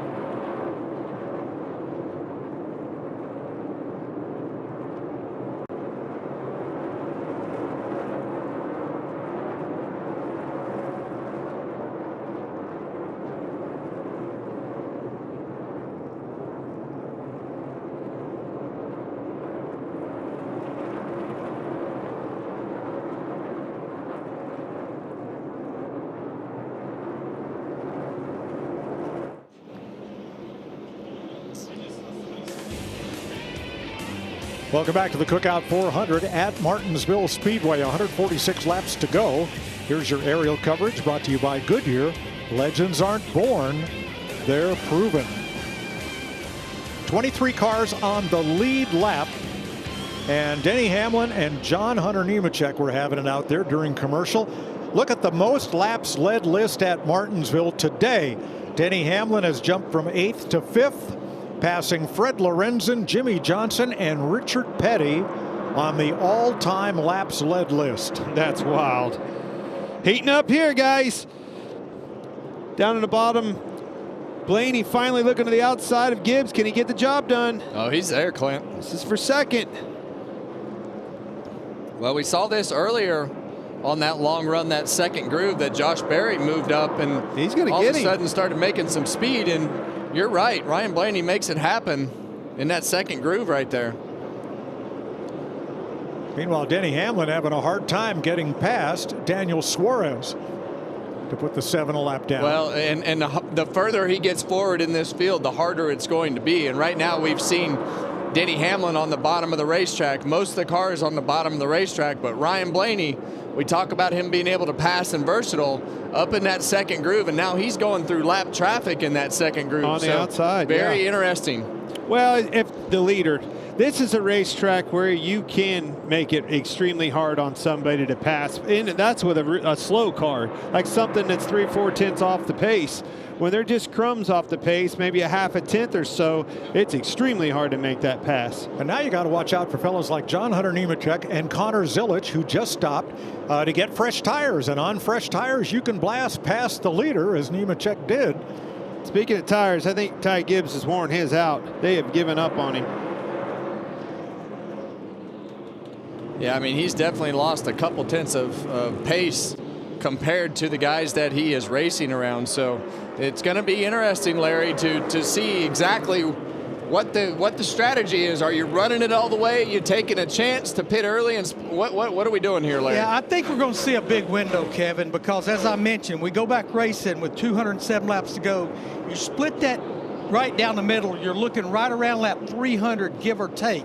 So here we got Chase Elliott on pit road right now. This could be a strategy of maybe even splitting this final stage in thirds. I heard some guys talking about that if you were in big trouble.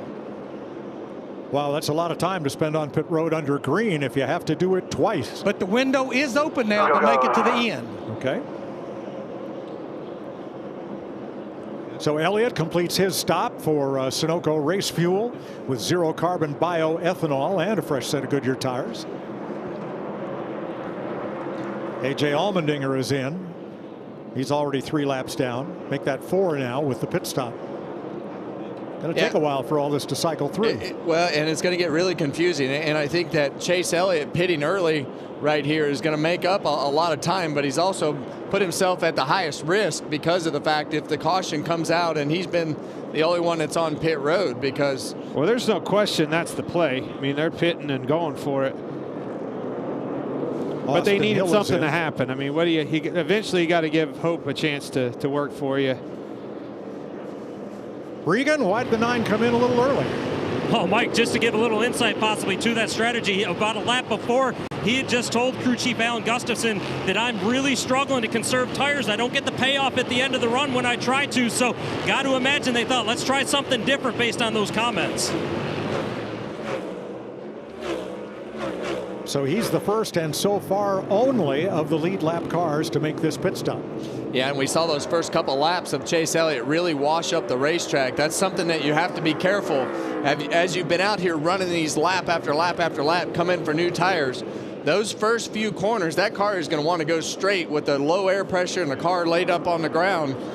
Will make that car extremely hard to drive. And we've seen some people come out of the pits and drive straight into some of these doors. So you got to pay attention to that. That car right there, Clint, that 19 car has had a miserable day. They've had a really tough start to the season. Had some days where that car has been fast, but I would have never imagined that 19 car be as far off today as it has been. Well, neither do they. I mean, that was their teammate, same stable, same people building the cars, same simulation, everything. They just put him a lap down. Now he just went 1 lap down for the 3rd time today. He's gotten the lucky dog twice.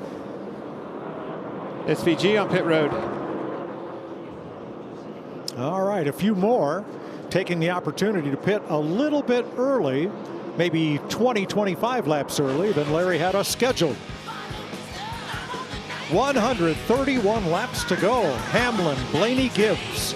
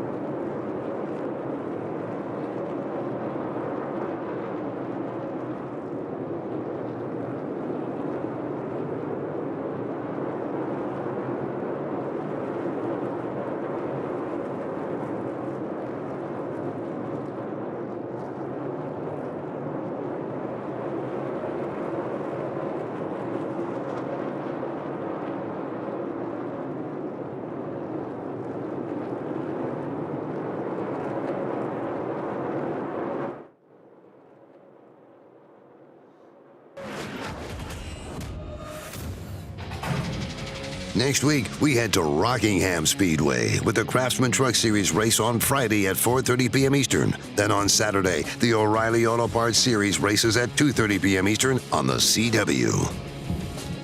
Now, besides Martinsville, Rockingham is the other NASCAR track with a train track right alongside. And if you want to go to Rockingham from Raleigh, you can take the train on Saturday. It'll stop in Cary, it'll stop in Southern Pines, take you right to the racetrack, take you back again after the race. That's pretty cool. Now, Austin Hill, you saw in our side-by-side coverage, he had a loose wheel. He did not lose the wheel. He came and got it replaced. You see it come off there on the front straightaway. The nut, not the wheel. There it is. The center locking see it nut. roll off. There it is. And it's rolling down the front straightaway, completes the lap, and over against the wall out of harm's way. So we continue under green with 121 laps to go. Got really lucky that that was able to stay on the right side of the car, got it back to pit road. Yeah, and for whatever reason, today's race has just had that green flag. It's been a green flag run type of day, as you see Denny Hamlin right there on the outside of Tyler Reddick putting him a lap down. Reddick.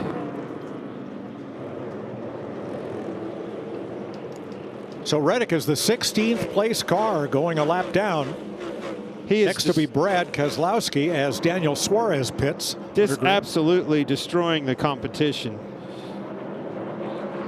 Denny Hamlin. I mean, we're looking at lapping 15th next. Chase Elliott with fresh tires going past 5th place Joey Logano. And trying to get himself back in a position for the free pass. He is right now the 6th car 1 lap down. Here is Larson on pit road, giving up a top 10 spot.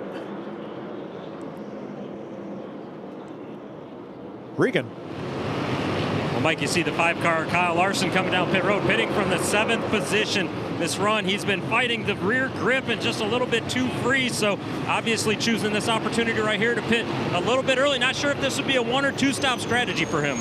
Reddick, Logano, Byron, and Briscoe are on pit road.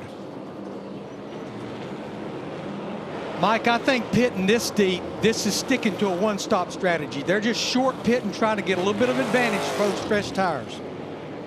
Christopher Bell comes to the pit lane along with Ryan Preece with 116 laps to go. Yeah, and the worst part about all this for everybody that's pitting right now, I mean, Denny Hamlin was so far ahead that he can literally just wait until everybody pits and probably still come back out as the leader. So what does that mean, Clint? That means he's not only is he able to keep the lead, but he's also going to have fresher tires than everybody else because he's going to be able to wait to pit longer. I'd say as fast as some of these cars are going up through the field on tires and everybody being in the way, you look at Nemechek right there with Chastain in front of you, Brian behind him, there's liable to be a wreck. It could be right here in your leader's lap. Eric Jones is in, so is Zane Smith and Riley Herbst. Those tires, you think they don't mean anything? Look how much faster Byron and some of those guys are on tires. It is amazing.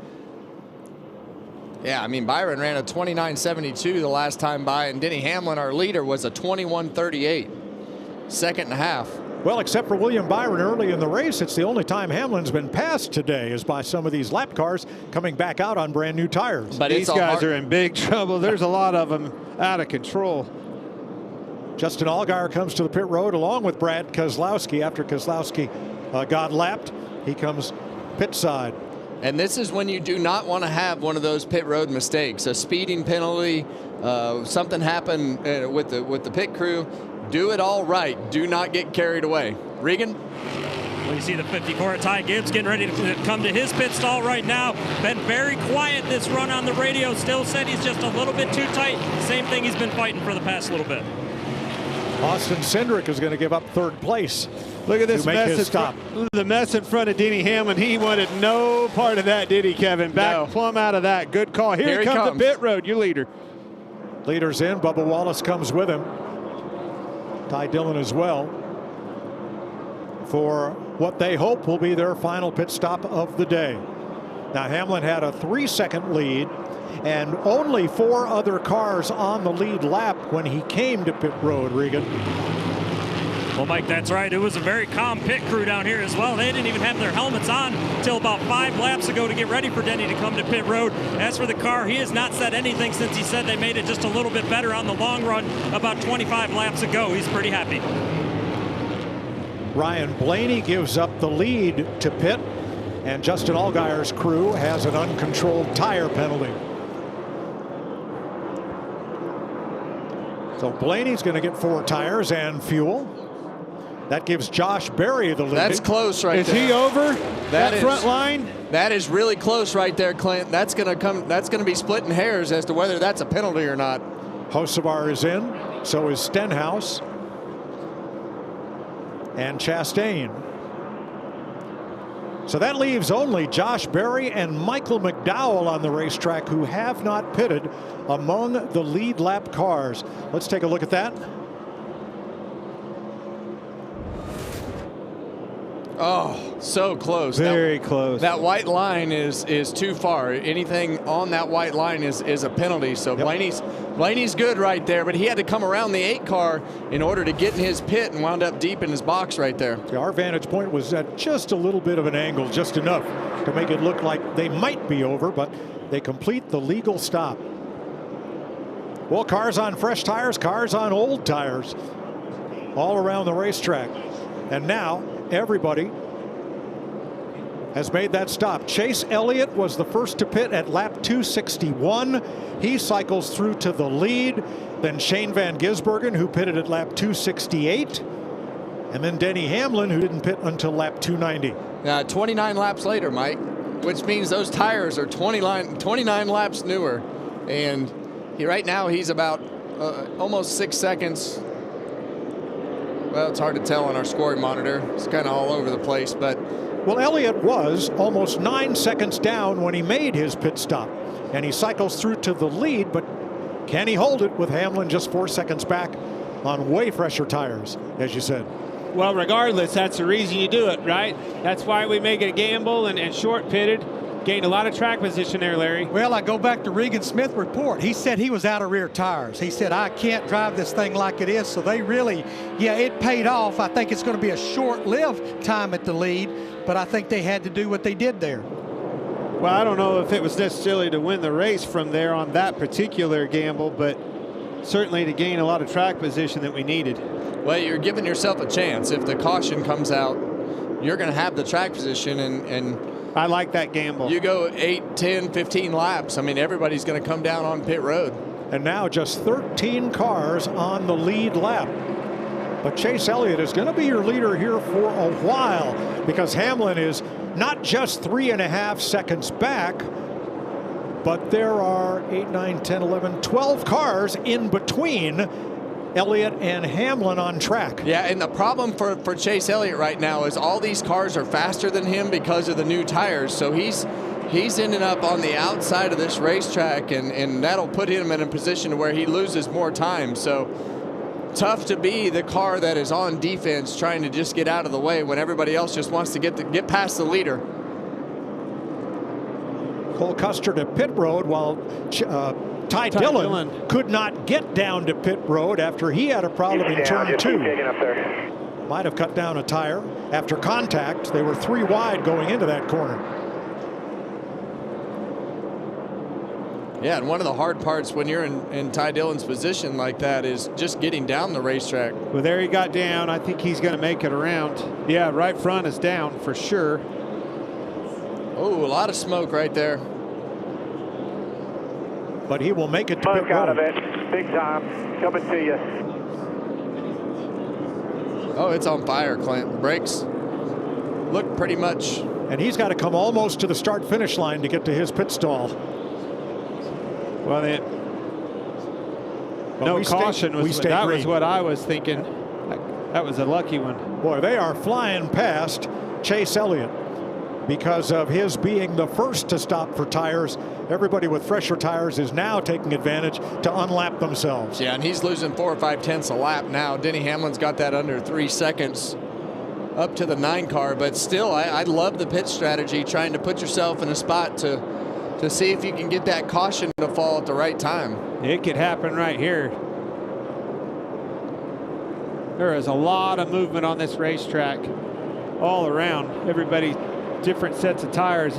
Really differentiates the speed. 4th place battle here. Ty Gibbs, Shane Van Gisbergen. Now Van Gisbergen's tires are 20 laps older than Gibbs. Great day for that 97. We've been talking about what he needs to do to improve this year, and hearing it from him and everybody else, it has to be on the ovals, and you're seeing that week in and week out right now. So there were 12 cars between Chase Elliott and Denny Hamlin. Now there's only 4. And as they keep passing Elliott, well, now there's only 3. Yeah, it's just a matter of 2 or 3 laps. And well, Elliott's in a dogfight up here trying to fight these guys. Oh, look at in front of him. Well, it's a mess. It may pay off for him. He was 9th when he pitted early and started this whole pit cycle. Brad Kay in his 600th start, going underneath Chase to get a lap back. That's the 19th place car with Chastain 20th. And they're going to get back on the lead lap there, and here comes Hamlin for the lead. And right now, Ross Chastain doesn't want to let Denny Hamlin by either, because he doesn't want to be a lap down. So important for that 1 car of Ross Chastain and the 17 car of Chris Buescher to be able to keep themselves in front of that 11 car as long as possible. Now the 9 needs to try to follow suit. Let the 11 make the hole and you go with him. That's a tall order, but that's what you're trying to do. He'll make it a lot easier getting up through those lappers with you on wore-out tires with Chase Elliott. Well, and if he can't, 3rd place Ryan Blaney is going to be in the picture in another couple of laps. Yeah, Blaney's going to go right by him. I mean, right now, well, Chase Elliott's got to decide, you know, that team's got to decide, okay, are we on that strategy to pit again? Because he is definitely the slowest car, one of the slower cars on the racetrack with the age on those tires. Larry, if Chase pits again, he's going to fall back under green to what, 24th, 25th place, or even worse? Yeah, I just don't see, he's going to have to, Mike, because he would be trying to run 140 laps on those tires. And while ago, he was out of tires basically after about 70 laps. Wow. Caution has waved at Martinsville here at lap 312.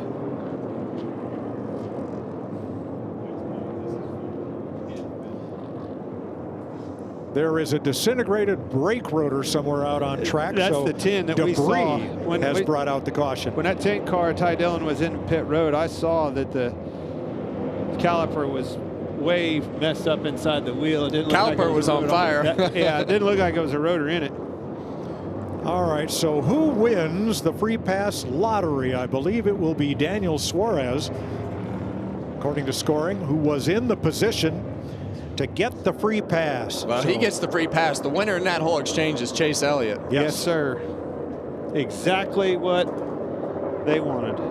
So, Larry, we're under caution with 88 to go. We know Chase Elliott will likely come in for tires. Who else? Yeah, and Kevin, after 2.5 years, has brainwashed me. I'm bringing you to pit road and get 4 tires, but I can almost guarantee somebody's going to try something here. We may see somebody try right sides only. Follow the leader, you're going to follow the leader all day long. We still got a long way to go, though. Somebody's going to try something here. Well, this is when these races start to get crazy. You get guys that try that strategy that already have a slow car and put 2 tires on, and then the restarts get stacked up. They all know that they got to push and shove harder than they have all day. And that's when we start to see those cars get tore up. And you have a leader that's setting a pace like this. You know there's only one way around him, and to do something different. You're not going to pass him on the racetrack because of speed. You want the over-under on what the 11's going to do? Yeah. 4 tires. We only have 19 cars on the lead There's lap. the rotor. That's a piece of rotor right there. Found it, Mike. Did you? And there's that piece. So no, is that the rotor or? That's definitely a rotor. Okay. All the conspiracies out there are out the window. You can't race with that. Now it is on pit road. Well, either way. It was lying there about where that center lock nut If it's on pit up. road, there's some on the racetrack too. Okay. 19 lead lap cars plus Daniel Suarez, the free pass car.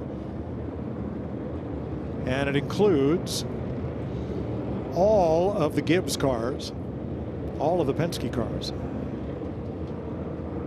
There's your pit crew rankings so far this season. Christopher Bell first. He will come in 5th.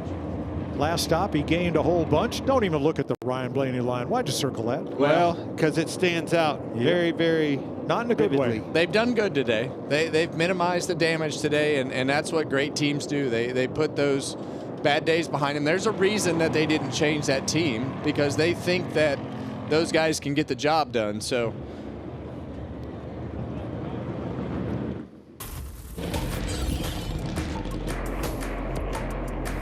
they have had their issues, having to stop in their teammate's pit to get a center lock nut tightened more than once. 3 times. Having to come from the back, and coming into this race, Blaney has passed 114 cars this year, and 75 of those were spots lost by those way too long pit stops. That's incredible to be able to overcome that as a team. I want to go back to what you said, though, Kevin. Didn't make that change, which in its own is a huge confidence booster for that team. If you're going over the wall, you're worried about it, right? We've made some massive mistakes. They know that. They're professionals. That's what they do for a living, right? This isn't a hobby for those guys. So you're nervous about it. You go on the carpet and listen to the boss, and the captain says, we're going to keep you where you are, but let's fix this. That's a huge confidence booster. And all these big teams have pit stop departments, right? And they have coaches and bosses and people that make those decisions. So we'll see what happens here. Pit road's open. 19 lead lap cars heading for pit road.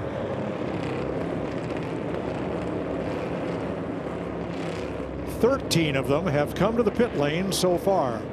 Jamie. Joey Logano pits from 6th. He said he's pretty good turning now. It's gotten a lot better, little tight and dirty air. Wants some wedge out for the restart. Meanwhile, the 20 of Christopher Bell said he's turning better on both ends, just wants a little bit of help on throttle. The call is Mike Helton for the code word. Regan. Chase Elliott liked where the balance was that run, especially since he was pushing hard the entire run. And then the 11 car at Denny Hamlin said he got a little bit tight after the stop, but because it was green flag and traffic, he doesn't want any changes for this next run. Chase Elliott and Ty Gibbs battled back and forth. They come out behind Hamlin. 18 of the 19 lead lap cars stopped. Ross Chastain was the one who did not.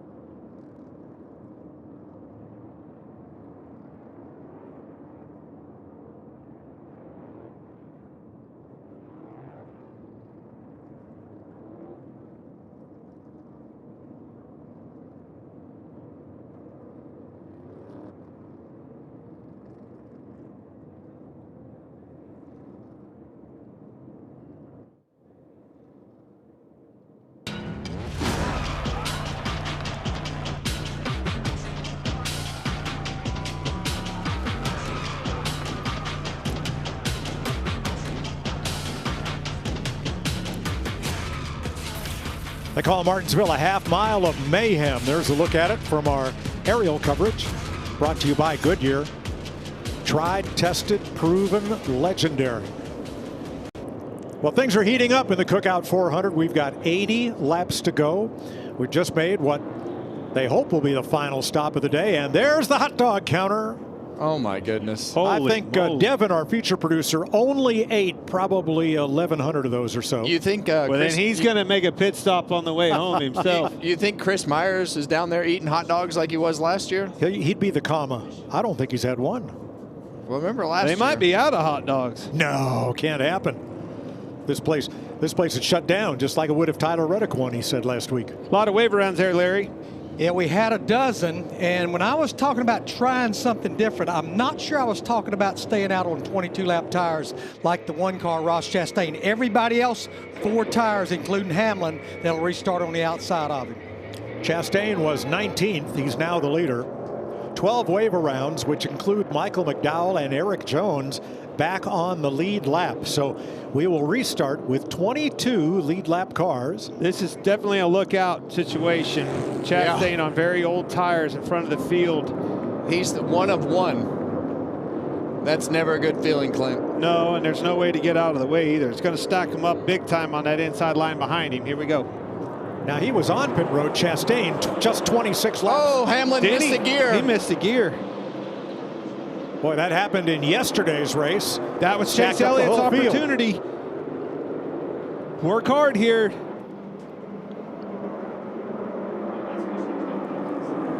Yeah, and I think as fast as that Hamlin car is, you got to work hard with not only your race car, but I wouldn't. Oh, we got a trouble. And Big Ross wreck. Chastain got a huge break with the caution coming out and the lead. So did Chase Elliott. Well, I can tell you where that started, and it was a lap and a half ago when Bubba Wallace gave Carson Hocevar a rocket shot going into turn number 3. And a lap later, they all stack up coming out of 4. I think you're exactly right, Mike. You were all over that one. Yeah, and Bubba's had a tough day. 2 weeks in a row. Watch this. Bubba Wallace, here we go, guys. And you were all over it, Mike. Go ahead, take it. Oh, you saw it. Chastain's leaving a little room there to chase Briscoe as he enters the corner. Oh, pow! Man. That's one. I'm telling you what, there's got to be more to that story. Because that right there. That took about a quarter of the field. Well, I mean, Bubba Wallace just drove flat through the 77 cars, so I would assume that there was something that happened before that for that type of aggression. Yeah, that was definitely on purpose. He was mad. Yeah. I mean, I see him pull down the block right there. But you see him just throttle up right there and just drive through him. That wasn't a big enough block to warrant that, though. There's more to that story. I agree with you. Chris Buescher will get the free pass from Bubba Wallace. Keep coming straight through the middle. Ended his day. Oh, we're done. The right front's killed. Although Bubba was off the throttle, all that momentum. Well, he was off that stack up. He was off the throttle after he was in the throttle. Yes. Right here, you can see him just continuously, and then he gets out of the throttle right here to try to get off of him. But man, that.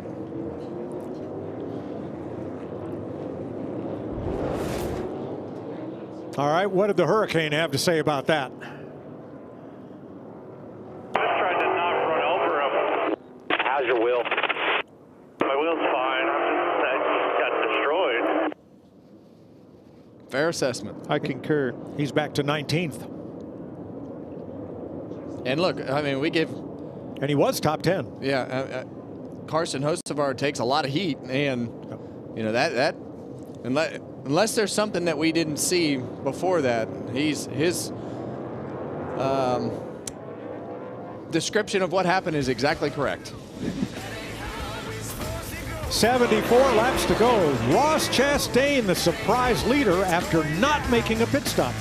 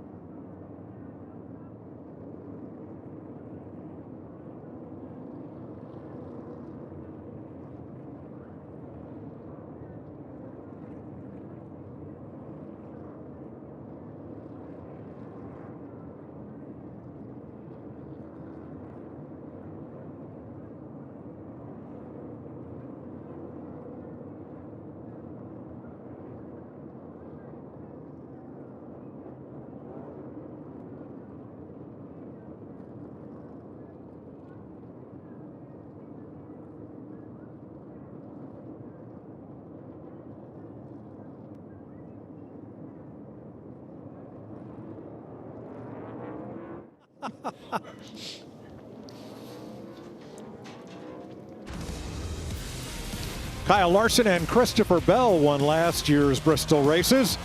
In 2 weeks, NASCAR race day, 2 p.m. Eastern on FS1. The Cup race at 3. Join us on FS1 at the last great half-mile Coliseum, Bristol, Tennessee.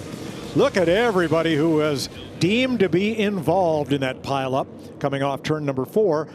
One of those, Chris Buescher, gets the free pass. And at least one of them is out of the race. That is Bubba Wallace. That's 2 weeks in a row for Bubba. And we went from second, where we are currently 9th in points, might get knocked out of the top 10. Hocevar's lost his dente off the left side there. Yeah. You know, I like what we see. See that inner fender?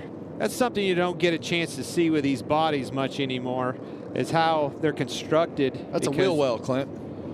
You don't call that an inner fender? No, I don't. Well, in the Midwest, we call them inner fenders. Hold the phone. Here's some more Hocevar radio. 4. That's frustrating. Sorry. I mean, you caught him sleeping. He left it open. Then he just ran over. He lost his mind. It's okay. We'll focus back on the mission. Yeah, all good. Yeah, and what he's talking about right there is the 77 car put 23 and one of the other cars 3 wide on the restart. But, man, after we went back and looked at it during the break, there was nothing that warranted getting run over like that. He will restart inside the 10th row. Chastain and Elliott up on the front row. Hamlin and Blaney in row 2 with 70 to go. We're back to green. Ready, green. Good push from Blaney on that outside. Elliott trying to make quick work of Chastain on them old tires. This could be the opportunity he's looking for. Yeah, and we've seen that 9 car be pretty good on that top lane. How about Blaney? And that's what you want. You want to put Denny Hamlin as far back as possible. The scenarios just haven't worked his way. 9 car got the lead with the caution. Now you got the 1 car in front of that 11 kind of pinning him in. So Blaney and Elliott, like you said, Clint, need to take advantage of this situation and try to put him back to 3rd. Well, that's going to take a little give on the part of one or the other. And all I see is take. Here's the 9. He's going to cement the lead right here going off into the corner. Got him. But room for the 1 on the bottom. Came back after him. Elliott, though, had the drive off to cement the lead. That puts Hamlin 3rd and Blaney on the outside. Gosh, I think back to these races and this race. Oh! Hamlin just put Blaney in the wall. Pretty hard, too.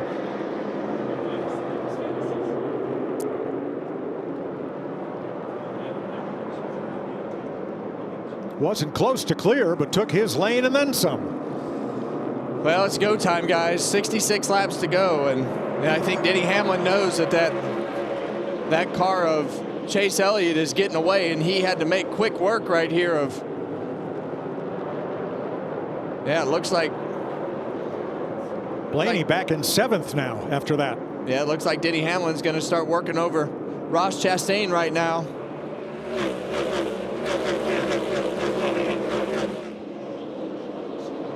Oh, Denny Hamlin is not playing, guys. Nope. Put the bumper right to the 1 car of Ross Chastain after we just saw that contact with the 12 car. So you know on days like this, when you have a car like Denny Hamlin has and you lose control of the race with 60 laps to go, you don't get many opportunities to have race cars like he's got today. And he knows that. He knows that. And that was a good defensive move by Chastain. Why try to fight the car you know is the fastest car here?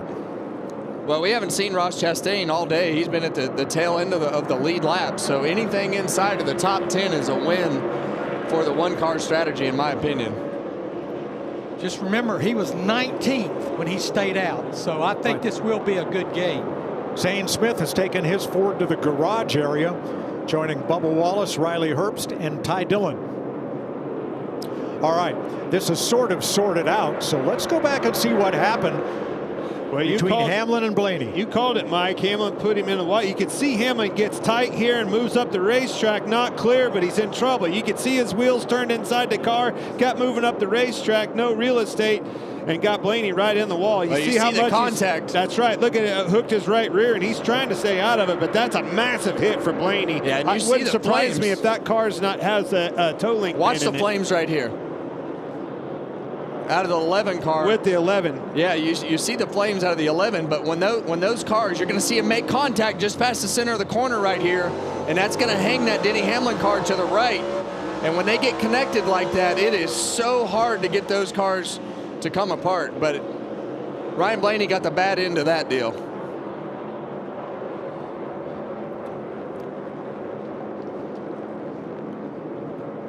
Hamlin, though, right now is not closing on Chase Elliott. Last few laps have been within half a tenth either way. Larry? Yeah, Mike, we've only had 5 cautions and we're 342 laps into this race. When you look at the 8 races at Martinsville with the Gen 7 for the last 4 years, the average caution is about 57 laps to go. In a 400-lap race, that would be about right now, lap 343, 2 overtime finishes, spring of 22 and spring of 24. Pretty fast lap out of Hamlin, run him down big time that lap. 2031 to a 2015 with Hamlin. He's coming. We're about to have a lead change. Not sure it'll be the last one of the day, but Chase Elliott, maybe he was told to pick up the pace. Again, Hamlin a tenth quicker. Logano gunning for third against Chastain. Gibbs is right there. Actually, Elliott answered the call that last lap, 20 to a 27 on Hamlin. Woke him up a little bit. 55 laps to go. On the half mile of mayhem, Chase Elliott trying to hold off Denny Hamlin.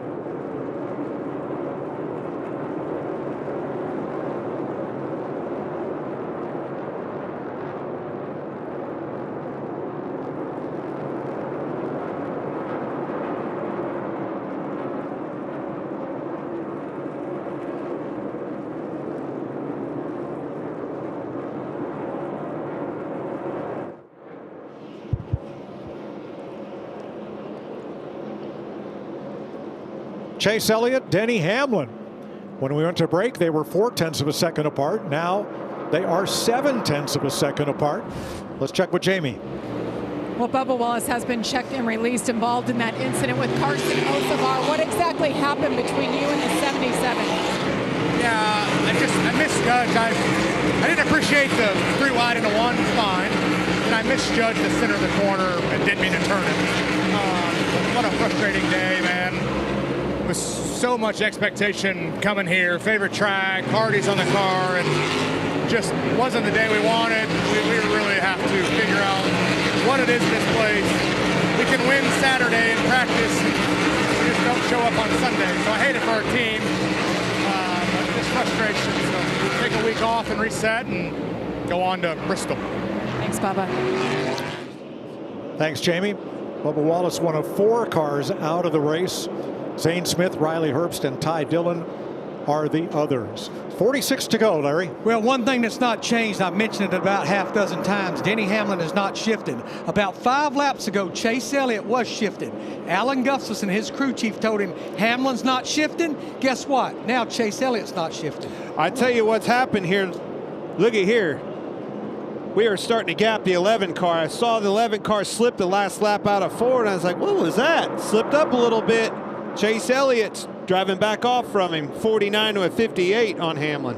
First run of the day where Hamlin is not the fastest car on the racetrack. Well, and think about the first run of the day. When you go back to, we were talking about Chase Elliott. He lost a few spots on that first run of the day, and they spent the time to come in and work on their car a little bit on one of those pit stops and got themselves some good adjustments, got themselves back in the game, made a great pit call to put themselves second on that restart. And now they caught the caution at the right time, got the track position with the timely caution being in front of Denny Hamlin on a restart, and they've taken full advantage of that. And they've obviously made their cars better. And you heard Hamlin talk about this before the race, about having to make your car better as the race goes on. All right, what's up with Denny Hamlin? Here's his radio.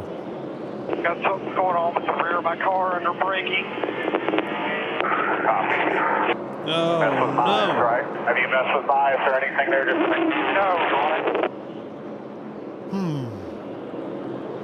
no. 41 to go. First time since 2019 that Hendrick Motorsports has gone this deep into the season without a victory. Same for Chevrolet. Yeah, well, this is obviously the new Chevrolet car, but we know that this is more of a mechanical racetrack to get your car right.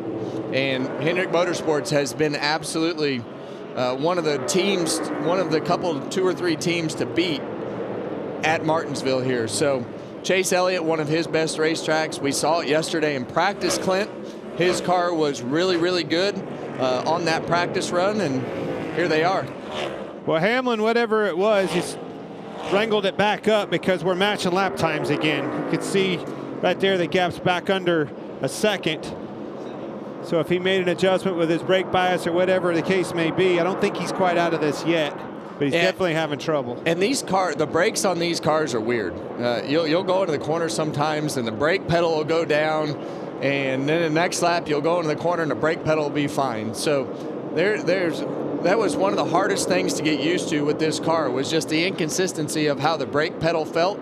And I think that might be what Denny Hamlin was experiencing there. He did hit that 12 with the right rear. I don't know if that had anything to do with it, just stating some things to throw out there. But the difference maker, as we know, Martinsville is going to be what's ahead of this 9 car right here, and that's lap traffic.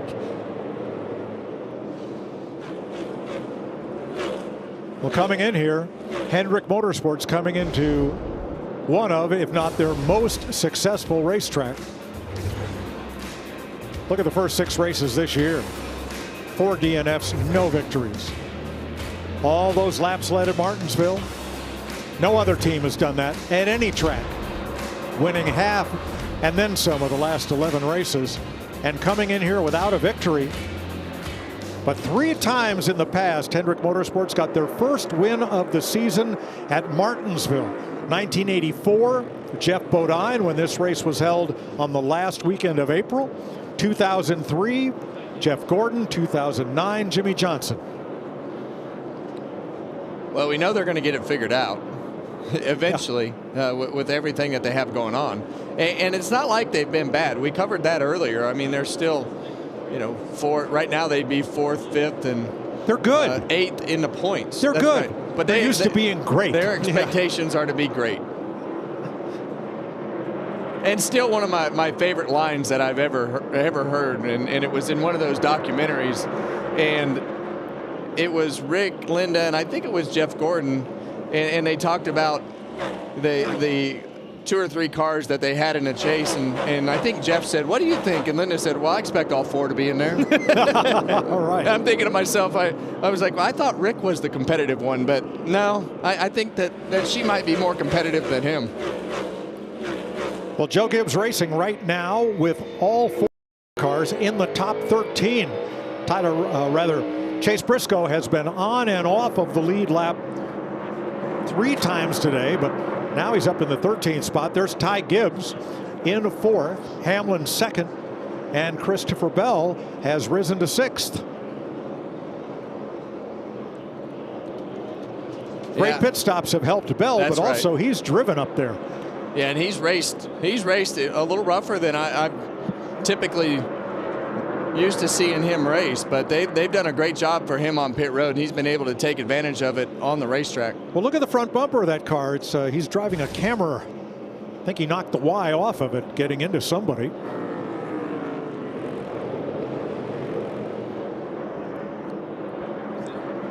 Got your leader starting to get into lap traffic, and that puts Hamlin right back on his bumper. Ricky Stenhouse has not been the easiest car to pass today. Yeah, you see, first thing that 9 car does is just roll up on the back bumper, give him a little shot. Stenhouse is like, I get it. Yep. I understand. Go by. That's 3 laps down. Thank you. And it still allowed Hamlin to draw a little bit closer right there, getting into 3. He's back within striking distance now. Now that was a Chevrolet, and a Chevrolet is leading. The next car ahead is a Toyota, that being Eric Jones. Yeah, and you see not sure he'll go away as quietly. You see that battle on the bottom of the screen, and what that usually says to me here at Martinsville, if you pan up and look how far behind that one car is compared to everybody else in front of him, that usually means that your back bumper is free game because you're holding a whole line of cars up. Well, that's all for position. Chastain giving up 8th to Kyle Larson. Boy, you're right, Kevin. He was holding that freight train up big time. Look out ahead of him. There's nobody in existence. Not another car anywhere in sight. Wow. You don't dare move him, though, because you know you're going to get moved back. 26 to go. Look at that gap that exists from 7th to 8th. It's 5 seconds.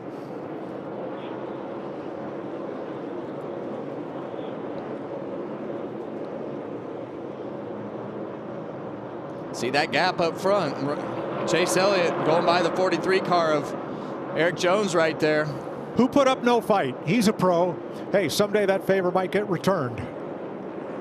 Well, that's your hope. And I remember hearing Denny Hamlin say he was a little tight that one run. I think it was in the 2nd stage. And I'm watching him work in lap traffic. He's a little bit lethargic when he leaves the corner on exit, having a little bit of trouble, kind of like we saw with Blaney on his outside. You take that exit away from him, he's struggling a little bit. And the hard part when you get in these situations and you've led the race all day, sometimes you're not as eager to as you see a battle for 6th place right there, Ryan Blaney going around Christopher Bell. But, you know, back to the Hamlin thing, sometimes you don't make as big of adjustments that you would if you were in Chase Elliott's position to try to make your car better. And I don't blame him. You know, I mean, when you're lights out on the competition, he lapped up to 15th, for crying out loud.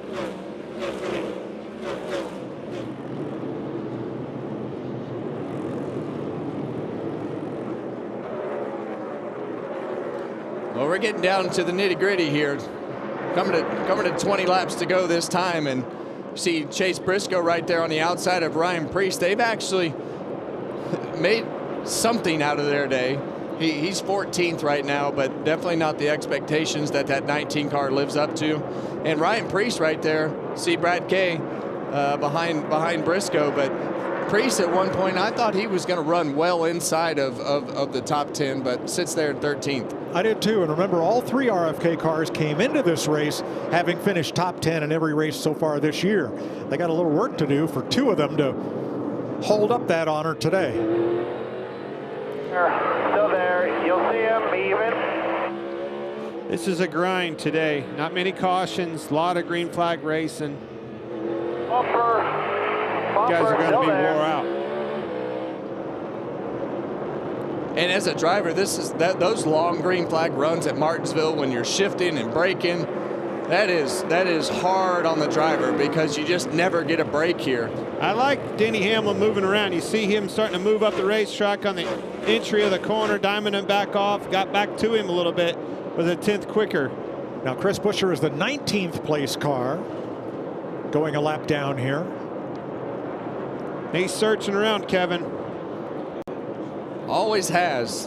And you see that higher entry car point in a different direction. And we've seen Denny Hamlin use the side of his car. We've seen him use the bumper. Gave up a lot of space right there, having to check up for Chris Buescher. 15 more to line. Oh, Buescher's. That's exactly what Chase Elliott wanted to see, though. And Buescher giving him fits. The second place, Denny Hamlin. Hamlin having trouble getting around him. Tick-tock, fellas. 15 to go.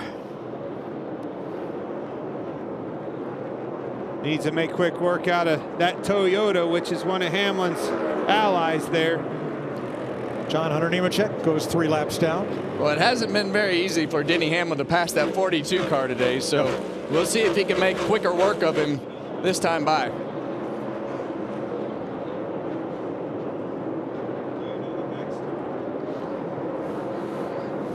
Yeah, the last time they battled, Nemechek was on brand new tires and Hamlin was toward the end of a run.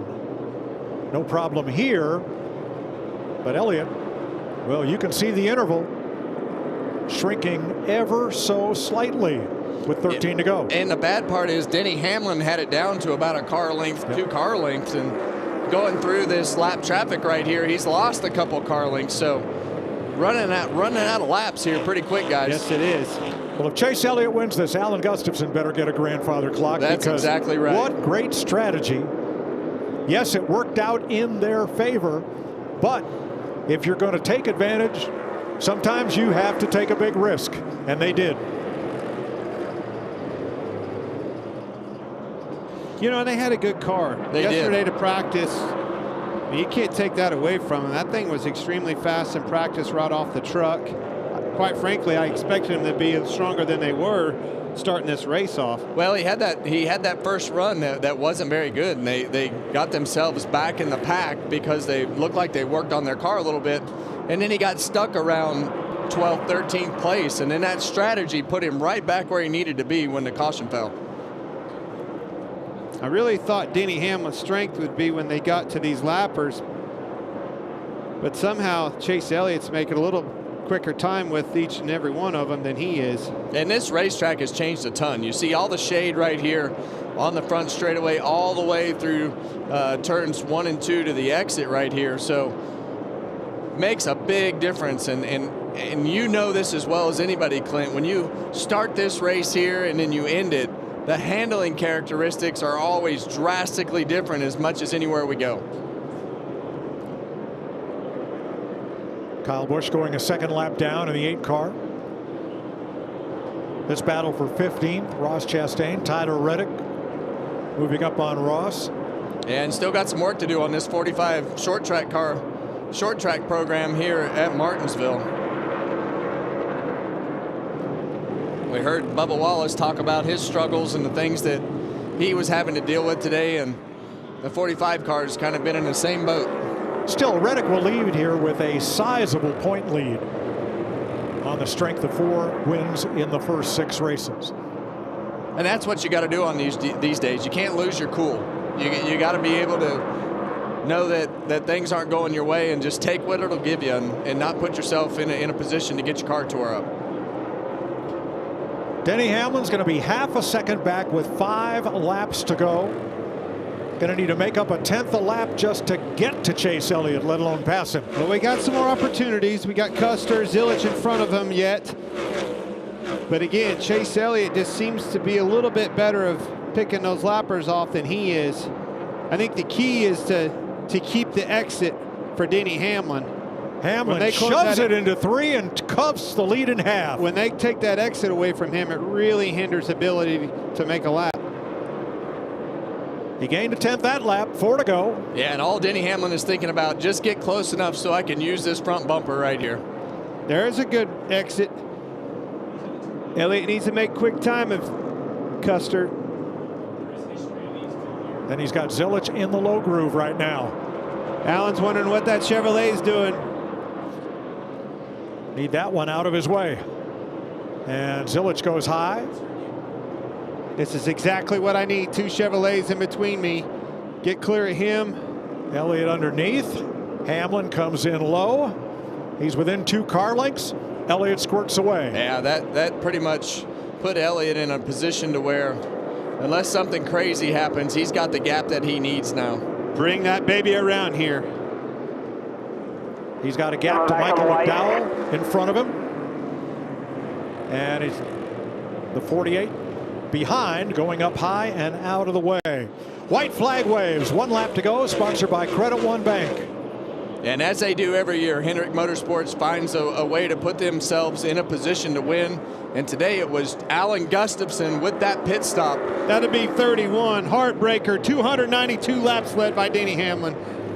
Off turn 4. Chase Elliott gets his 2nd career win. 22nd career win, rather. Winning Martinsville for Alan Gustafson and Rick Hendrick and Chevrolet, breaking a 6-race drought to start the season. Well, the best way to put the end to all that conversation is to be able to put your cars back in victory lane. Story's over. Boy, went for it, made a gamble, paid off.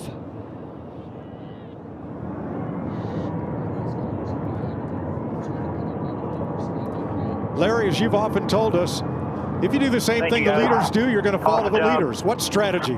Yeah, I mean, it was unbelievable. But once again, I think it was unintended, not even unintended consequences. They pitted because they needed tires. He said, I can't drive this thing. 2nd win at Martinsville for Chase Elliott. 22nd career win. He last won at Kansas in September. 2nd career Cup short track win. On lap 261 of 400, they short pitted from 9th place, and a debris caution for a brake rotor at lap 312 allowed him to pit from 2nd along with the other lead lap cars and get back on the same tire strategy as the rest of the leaders. Hendrick Motorsports 31 Cup wins at Martinsville, the most by any Cup team at one racetrack. NASCAR's most popular driver has just scored a popular win.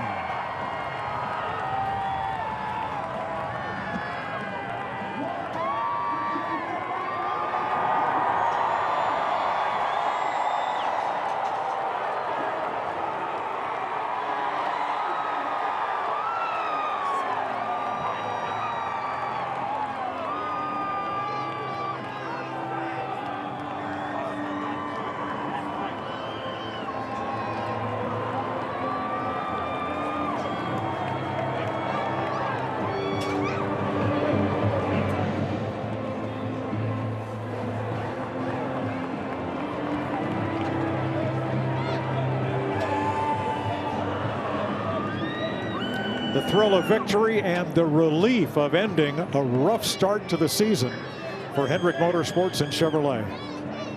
Well, not really rough. Maybe just average.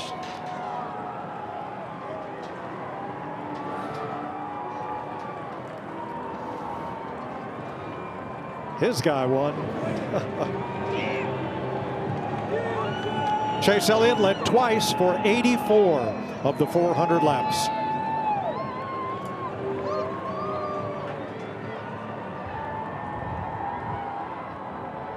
Regan Smith to celebrate with the winner. Well, for the first time in 2026, a Hendrick Motorsports car gets the victory. 31st time for Hendrick Motorsports at Martinsville Chase, but this one took a total team effort. Alan Gustafson makes a great pit call to get you the track position, but then you had to hold off Denny Hamlin at the end there. How did you find a way to do that? Yeah, it was definitely a team effort, man. That was how about that? That was awesome, man. We've never had a win this early in the season, so just a really great team effort, man. So proud of Alan and the whole UniFirst team. They did a great job. Yeah, we took a gamble. You know, we were going to two-stop that last stage. I honestly think it was going to work out really good for us either way. But just so proud of them, man. They put up with a lot, and they got to put up with me all the time. So I just appreciate them for sticking with me, and sure is a lot of fun when days like this work out. Definitely really appreciate it. Thanks to everybody, Hendrick Motorsports, Chevrolet, Boss, I told you I thought we were okay. I didn't know if we were this good or not, but thanks for the opportunity as always. Wish you were here, but we'll see you next time, and say hey to my mom at home, and hope she's having a good evening. When that caution comes out, what goes through your mind when you know that you've all of a sudden leapfrogged some of those cars and that possibly on a car that maybe wasn't great on the long runs all day long, that you were going to have to try and fend them off for 80 laps? Yeah, I mean, this whole deal is really weird, like just the way it all works. And I told them there about, I don't know, half, 3/4 of the way through, I thought, I really don't dislike my balance. I just wish I could control my runs a little better.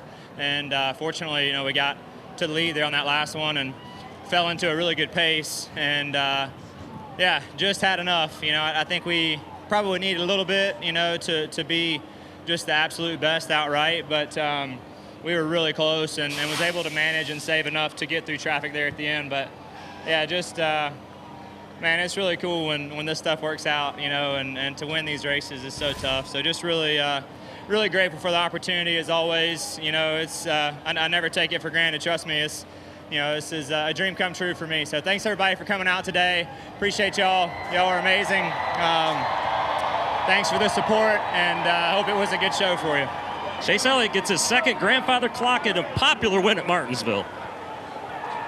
And Denny Hamlin leads 292 laps, comes up just a little short, finishes second today. Denny, what did you need? Anything that you could have done differently there in that last run? No, he did a good job control the pace there. It's just, it really came from that, bad restart I had beside the one. And so just not much really I could have done there, and it felt like we gave it our all. You guys were taking a look at something here. What did you think overall? Things were a little bit different package here. What was your takeaway? I thought I had a loose wheel. We'll check it out, but just felt similar to Darlington in the back. So we'll check it out here, but just thought the wheel was loose there on that last run. But either way, we got to, these are just some of the races that get away from you in your career, and this one certainly is one of them. Thanks, Denny. Mike. Thanks, Jamie. Let's have a look at today's big move, sponsored by Ponds. Well, it started with Chase Elliott and Alan Gustafson employing an alternate strategy, short pitting at lap 261 from 9th place. Then when the caution came out, that allowed him to pit from second with the other lead lap cars. He takes the lead from Ross Chastain, who did not pit on that caution, and holds off Denny Hamlin for the win. Yeah, and really that pit stop is the move of the race, and that put him in position to take control of the race when the caution came out on that restart, and then ultimately drove the last part of the race in the lead, didn't make any mistakes, and wound up in victory lane. More interviews and more coverage from Martinsville of the Cookout 400 coming your way right here on FS1.